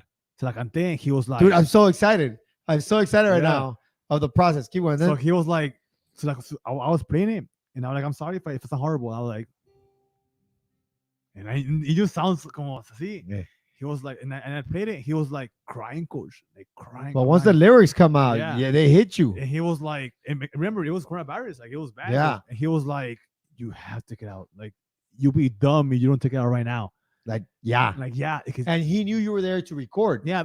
I mean, every time I go because the first time I went, I got a hotel. And he got mad. No, dude, I have a house there. Like, Sí, pues, ¿pa qué, yeah. pa qué pagas? Like, Like, be like one of my little nephews. Hey, what are you doing? Ahí están los cuartos. yeah. Like, no. Like, vente. Like, he always opens his doors to me. Like, even Yeah. though coronavirus. Tú I went- pásale. Dijo, tú pásale, no problema. Yo como que, oh, no. So, Titi, I've always been thankful for you, Titi, and his family, right? So that's that evening. Yeah. So, and then the next day, I was asking, I have time. Hey, Flip, I have this song, Flip. Can I record it? Would you- Préstame tu guitarra. Préstame tu guitarra. Está bueno, me la prestó. And I was like, I was like shaking, coach. I was like, and I was playing, and I was like, oh my God, like this guy is Yeah. like, I'm touching a Hey. super expensive guitar. Right. So, I played to him. He was like, Gómez, no lloré porque está todo aquí. Right. And I was like, wow. And I was like, ¿por qué? Dijo, no, I lost people too. And Sí. I was like, oh, wow, pues I'm sorry, ¿verdad? Dijo, no. Dijo, está bueno, pues. And then, I mean, the videos are there on YouTube. And I recorded it, coach. And the guy who was there, who was doing all the controls, the engineer, dijo, hey, Gómez, I'm also a producer. I'm also doing anything. I mean, I could mix it and master for you. Te lo voy a dar, because it's only guitar and voice. So I could do it like in a week. So, está bueno. So, So when you recorded that day, you didn't use the band. no, it was just. But you have it. You Yeah, had yeah, it as a yeah, band. as a band, yeah. So But that day you're yeah, just doing guitar Yeah. acoustic. acoustic because the whole song I haven't done since like July of last year. But it takes time for mixing and mastering. Oh, okay. Like it takes like months for like one song. Really? Yeah, it takes a look. I also my last song I released it's a cover from Pegaso, and the guy took like a month because it takes time. Right. Todo que esté bien. Yeah, que todo bien, and no me la manda, no sabes que muévela aquí, muévela acá. So, Right. so it takes time for me back and forth to like, okay, sube acá, ¿verdad? So I recorded it, and they were like, you wrote that song? I'm like, yeah, I do it. Está bueno. So he got it, he mixed and mastered it, and because sabes que if I want to release a song to be more intimate, I guess. So when I was recording it, I put my camera there, and I was singing it and playing the guitar. So that video on YouTube is just me singing and the guitar. Hmm. And I released it, coach, and people loved it. But with the production of the engineer. Yeah. So he just, I mean, he knows his stuff. Like those people Yeah. know they know the names of every mic and cable. Like they know their stuff. So he put the mic, the correct mic for me, the correct mic for the guitar and everything. And again, it was just me and just my voice and the guitar. And so it's only 2 tracks. So it's the volada. So he did it like in a week. Me la mandó. I approved it. I did the video on myself. Because every video you see, I make. So Really? every video you see on Facebook, I mean on YouTube, my videos, It's your production. it's me, the one way idea. It's me doing You're the director of the. everything, coach. But you're using whose cameras? My phones, Your phone. The beauty of technology. coach. It's so awesome. Ya ves, Kira, look at our camera, except that I had that See, ugly. so es que digo, why would I pay money when I could do it? Yeah. It takes time, coach. And So you record and you go edit. coach, I do so pretty much I do everything, coach. Okay, so I'm really interested in the song because it's amazing. Yeah. So I guess I get the acoustic version. Mhm. The engineer does it. What happened to the one that you made with the band? Okay, so here's the thing. Or I don't want to say band. What would I say? Instruments? It's because instrumental? I'm a one-man band.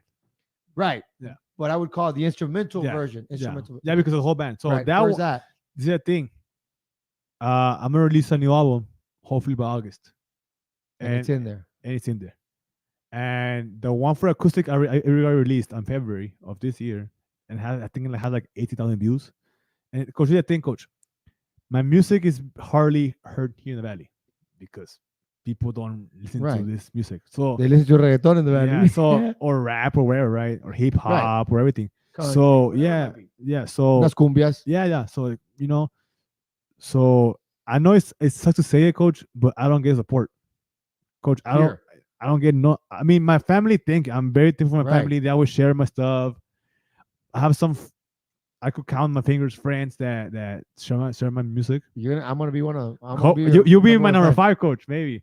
So yeah, I'll be number 6, so, whatever. whatever, right? And it's very discouraging because they're good songs. I mean, I'm not trying to hype myself up or no. Like I truly give my heart in the songs. Coach, I post on Facebook, oh, share my songs, coach. I get 1 share, my tia. I get 1 share from my tío. It comes with time. I mean, my abuelito, coach. There's times where I'm like, damn, like, and then I see other people that make songs here, 100 shares. Yeah, but it's a style, I guess. I don't want to say that because it's kind of my style too, and it's weird, coach, because I mean they're my friends. I mean, I consider my friends. They don't share my stuff, but they share the other people's stuff. That's not cool. That's not cool, coach. And it I hurts. I coach. hear where you're coming from. And it hurts. It hurts a lot, coach, because I gave maybe like 5 likes, coach, and I check. I mean, you could check. I could share it right now. I shared one like yesterday. The one I just made, coach. I got like 5 likes. My dad, No my lo hacemos tía, share, no te preocupes. you know. But I mean, but I'm gonna keep going. As long You- as I touch someone's heart, Dude. that's fine with me, coach. Okay, so what we need to do right now is this. Can we listen to the instrumental version right now? Coach, I don't want to. I'll show it to you later. After. Yes. You show it to me. Yes, but here's the thing. I'm making a video, Okay. coach. It's the legit. most emotional video you probably see in your life. Okay. So we're gonna look forward to that in about 2 months, 3 months. Hopefully by August. August. So about a month. Because Month and you a have time off. Yeah, Because you're so busy with everything. your current job. Right. So now it's this. There's a lot of soccer we didn't touch on, Yeah. but I don't care about that anymore. Well, I can talk to you about that later, and Yeah, yeah. I'll educate the public. Where do I go to get the acoustic version video? Anywhere. Oh, YouTube. YouTube. Okay, let's share it with the fans. Here's what I'm gonna do. I'm gonna download this video. I'm gonna download the video, and I'm gonna cut it Okay. just to this last part, so people Okay. can get this part. Okay. Because it's a 2-hour, 43-minute, Oh, video, yeah. bro. Coach, it feels like an hour, coach. 30 minutes. But so what we're gonna do here right now is go ahead, play while I do this stuff. Give them a background. Give them some background. Just let me raise the gain and get away from That the song mic. or otra. Dale, la que tú quieras, pero tú, Okay, pues I have a lot of songs. la que más te guste. Pues todas me gustan, coach. Bueno. Pues yo no las conozco. Yeah, let me do one that I haven't played. Va. Para que sepa esa- While we're looking for this on so YouTube. people can see that. Luz. Luz. Yeah. ¿Y qué le pongo? José Ángel Gómez. José. Ángel Gómez. Aquí está. I knew that, right? But you know, for the public, it's for the public. Oh my Okay, God, okay, that's that- the video. that- no, This is the video. No, that's someone else. Oh, this is you. That's me. But whose is this? Another that Oh, that they that take your account- music Yes, and, and then they they upload you know, it, the yeah. PowerPoints or whatever. and they make like lyric videos. See, everybody does that. Okay, so hold on. But that's me. I have 800 and some subscribers. All right, It's get to 1,000 soon. give us what you're gonna play before I put this on. Okay. Esta es la de. Acá ya lo tengo ahí. It is called No sé lo que pasó. Pasó lo que pasó. No sé lo que pasó. No sé lo que pasó. No, pues ni yo. Move it.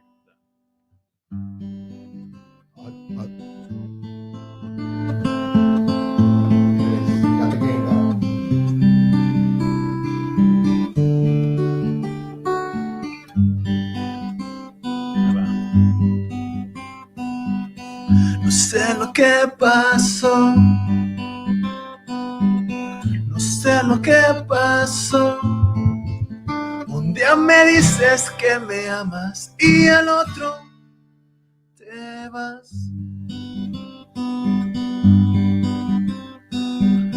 No lo puedo entender. No hay una solución. Tienes algo en la cabeza que no te deja pensar. Entonces, ¿qué fui para ti? Tu juguete de diversión.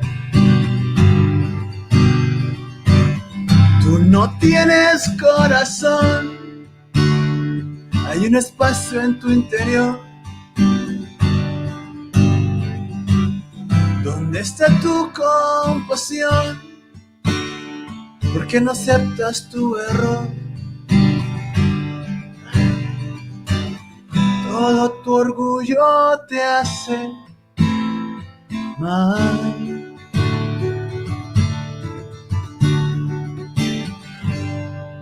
All right, man. Man. Coach, I'm telling you, coach. Dude, you're gonna be big time. You're gonna be big time. One day, coach. No, I know it. I'm telling you right now. Gotta keep trying. You know how I know? You know how I know? Because I don't know music. All right. I don't know lyrics. I don't know music. But the music I do like Yeah. is because it's good. Okay. You know what I mean? Like my wife, if she hears a song for two times, she memorizes it. Like Oh, she already nice. knows. She can sing along. Nice. I can't do that, but I can feel it. Mhm. So I know it's gonna be good. Both of them, man. All right, here we go. Let's share, and we're gonna take a little 30, 40, 40 seconds, whatever. Let's dig deep here. Share screen. That bad boy right there. Wait, are they gonna hear it? Hope so. They should. If I hear it, they hear it. Yeah. Sabes. Well, I gotta hear it. No, es que así es at the beginning. A ver.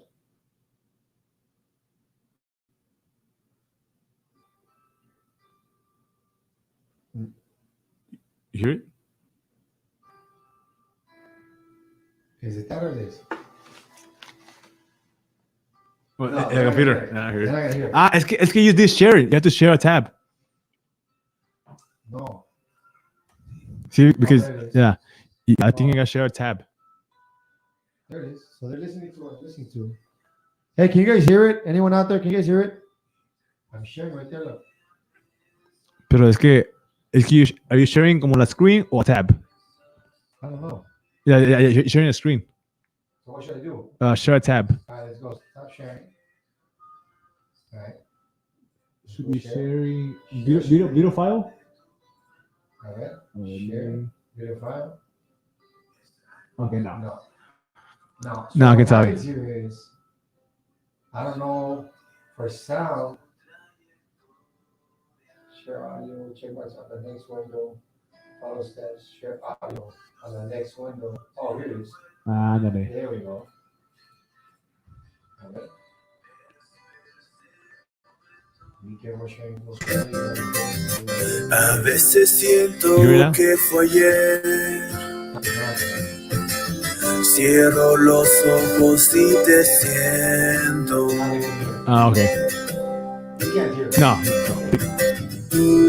Sigue brillando. brillando, ilumíname. No, but we gotta go back to the beginning. A pensar solo en ella, miraste cuando fue la última. Okay, right here.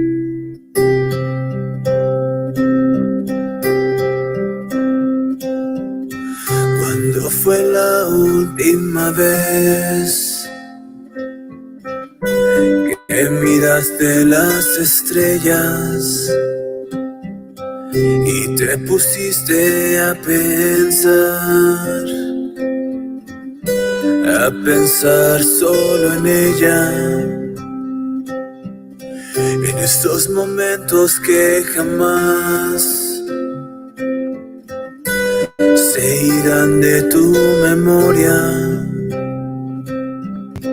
Esa luz no se apagará, no tiene fin su trayectoria. No sé cuándo te vuelva a ver, pero espero ese momento. A veces siento que fue ayer. Cierro los ojos y te siento. Whoa, what happened? What? You got paused on the way. Oh, that was my fault. Oh, I must have pressed a button by accident. Chihuahuas. All right. So now they can't hear anymore. But what a great song. I'll tell you what. No, los instrumental, coach. Coach.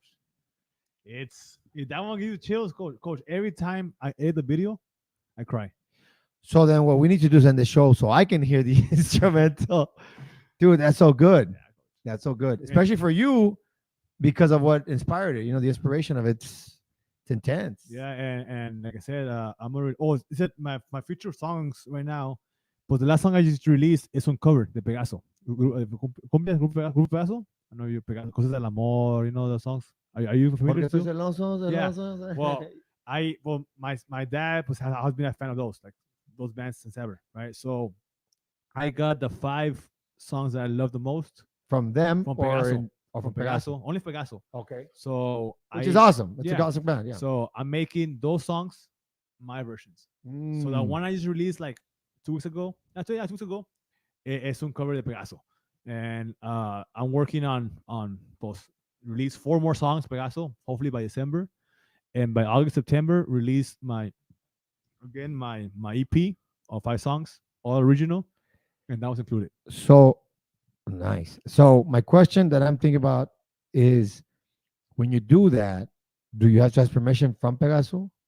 Okay, so you don't now, because in the distributor that you use, because I don't know if you see, have you know the people that make right now covers on Facebook that are like getting all these millions of views, Right. so they cannot put those songs on Spotify and Apple Music because they just put them on Facebook, right? So And that's okay. that's okay because you're not getting monetized. Mm, Because for you to get monetized on Facebook, you have to get certain million Right. thousand views right. for you to get monetized. So you're fine on. Okay. But when you go to YouTube will not te agarra la song. You're right. They will not copyright.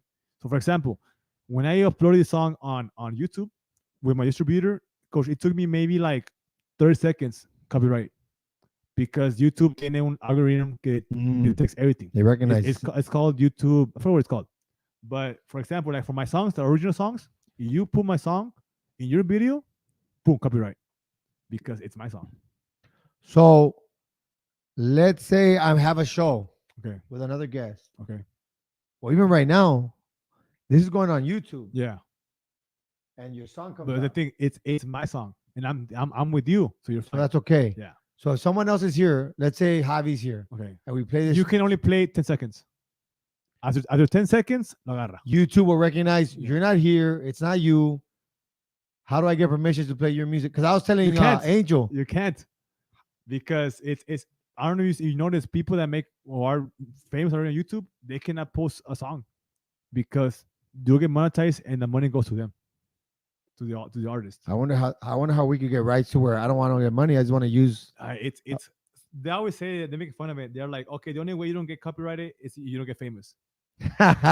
So that's one thing. But no, like it's so that's why the people that make like reviews on YouTube or see, they cannot put the song more than 10 seconds because after 10 seconds, YouTube will get it.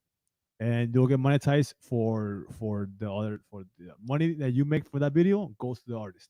I got you. So, Well, see, I that- wouldn't mind that yeah, I mean, for if a show hits or one of the episodes or whatever, Yeah. and you get your money. see, I mean, It'd be interesting. yeah, it's a crazy. I was like, for back to my song, my distributor, what he does, there's two papers that you have to do. So what you do is you pay the distributor, and they do it for you. You pay like $10 Hmm. every like 2 months for forever because again the songs are not yours. For example, right now, Pegaso songs. Pegaso songs. Like the song I'm doing, Pegaso, ya tenía como 4,000 views on YouTube 2 weeks ago, and it's not monetized because of those papers. Oh, So that's why, yeah, it's copyrighted, but just let me know that it's their song. But they're not getting money because it's my song. I mean, it's my music. Like Right. It's my cover, so I get rights to the song. but you don't need to ask permission from Pegaso. No, because now it's the papers do it for you. Oh, I Before, see. yeah, before you had to ask because te lo quitan. But now you do the But now paper. you do paperwork. So like in the music industry, there's that. Hey, do it like Yeah, this. so Yeah. for example, like my last song Pegaso, I didn't write it, so they get rights for the lyrics, and I get rights for the music because I'm the one that changed the whole song. Like the original song coach is bien slow, like that. Sí. And I come here, metiéndole. So Uh-huh. I have rights for the music. They have rights for the lyrics. So when that song hits, One day, hopefully, right? Who makes the money? Both of half, you? half of, yeah. I got Because unless I would use their own music and their own. I mean, No, pues das de cuenta es la yeah. misma canción. so that But money you've goes to them. moved it But around. But because I made my own cover with my own sounds, with my own drums, and with my own guitar, and made them my own solos and everything. A ver. It's the. All I right. mean, you want to put the original first? Let's do Coach, it. it's. All right. put Yeah, it- put- let's put the original first. Put it on my phone or there. Put it on your phone. Mira. That way it's easier. Coach, this is the original, coach. Nada que ver, coach. It's like nada que ver. Este es el original de Pegaso. Dale. Pegaso. Este es el original. We can hear it. Con Bads.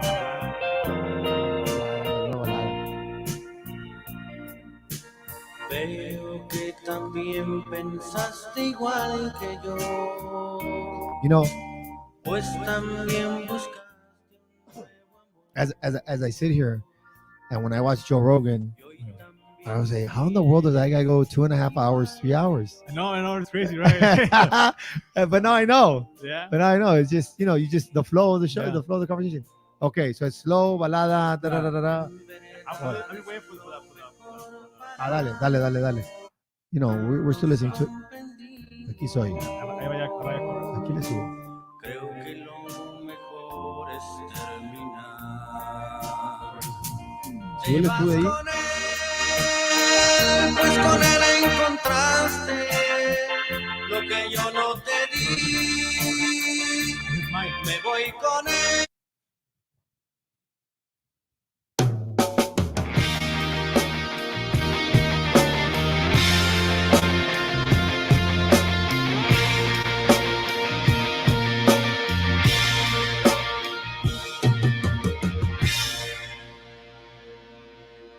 Veo que también pensaste igual que yo, pues también buscaste un nuevo amor. Sounds similar. Y hoy también tú vienes igual que yo, They're nice. That's why. tan solo para decir adiós. En verdad es lo mejor para los dos. Basta ya de tanta falsedad. Si tú y yo jamás nos comprendimos, creo que lo mejor es terminar.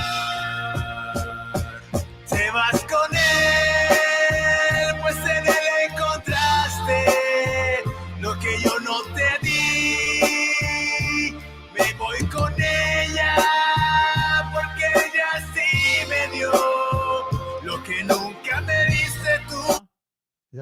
video on that you're singing into it? Yeah. You posted on Facebook Yeah. recently. Okay. So and the reason why I wanted that because the song says that it's our decision to separate, right? Yeah. So that's why the cover is that. And Uh-huh. that's why the video again, it's all my crazy ideas I have. Yeah, and that's fine. I'm a fan of ideas. And some work, some don't, and some are better than others, or whatever it might be. Yeah, they keep working, and you never know. You never know. You never know. Ponme la luz. But I'll put it. Huh? Which one? The one that? No, the acoustic one. Acoustic Do you have it one? on there? Yeah, sure. I mean, it's on Spotify. As we say Apple Music. goodbye, let's end the show. We've been here for a while, 3 hours. I have a ton of more questions. We didn't get to talk about the academias of soccer, the mix, Ni modo otro día. but otro día.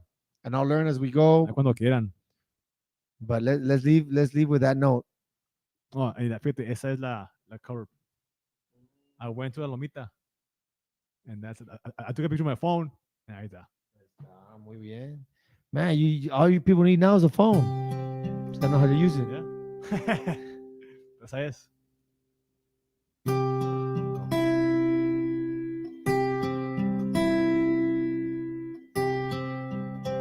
Oh, sorry, my bad. It became otra vez.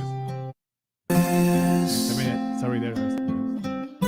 Que miraste las estrellas y te pusiste a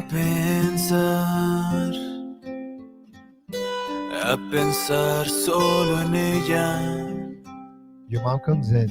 en estos are you momentos doing? que ¿Por qué te jamás Leave it there. Leave it as a background. se irán de tu You're crying. memoria. She's in front of the door. Yeah. They say, "This is why." Esa start singing luz from the no beginning, se from the top. apagará. At this point, you had already finished the whole song. Yeah. 10 minutes. No tiene And you fin start su singing it. trayectoria. How long did it take for her to just bawl? You're crying while you're singing at the time. The second time. No sé cuándo te vuelva a ver, pero espero ese But then momento. in other verses, también they're hard. A the veces chorus, siento after the que verses. fue ayer. Yeah, hurt. And it's interesting because Cierro los ojos as a listener, y pues, te you'll cry, you'll tear up. siento. as a singer, Coach. Every time I listen to a song, coach, I imagine myself. Sigue brillando, And then pull the lights. ilumíname. Yeah. It's just me, like, just sing it, get through it. and it's crazy because every time I sing it, Te in los gramos. Oh, both juro gramos. que Because I don't Yeah. away. nunca te So, like, olvidaré. It's hard to like keep it in tone because your emotions do. Right. And then more because you know that those people are enjoying it as like for example, if I say to you, like, you feel it, Dude. and I feel it too. Dude. So now, I mean, to be honest, I've never been in a concert. I've never performed live. So I can't wait for one day if someone invites me to go to a bar or wherever. So if you're listening and you want me to go play, let me know. Get to the whistling duck real quick. Yeah, you want to have so- a concert or what? Whenever it takes, coach. I've never had a. Okay, if you gets. I mean, ¿Cuándo fue la última vez que le dijiste no al miedo I'm tearing up. y te atreviste a sentir cómo te mueves con el viento? No. Está igual. Como quisiera regresar para darte un hasta luego. Yeah. Yo sé que tú estás ahí, la más brillante en el cielo. Especially because you know the backstory. Dude. Coach, that thing. Those power says que no tenga miedo, no al miedo, because the last memory I had of my grandma is because she took me to a doctor in Reynosa. Because What? A doctor in Reynosa, a doctor, un doctor. Oh, okay. And I was afraid of needles, como shots. Mm. So when Ahorita and my no. grandma told me don't be afraid. So it's cuando no al miedo. No, but And then cuando dice y sentiste como vas en el viento, because when we got out of the doctor's office, you know when you're little and you put your hand outside the car and you're driving, you go like this. Yeah. That's why. Because that's my last memory I have of my grandma. Man. Dude. Coach, Thank you for coming, Nah, bro. bro, thank you, What a great way to finish the show.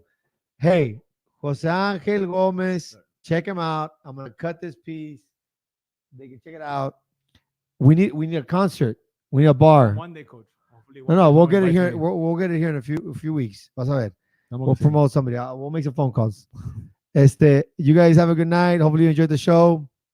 Later. Thank you. Follow your dreams.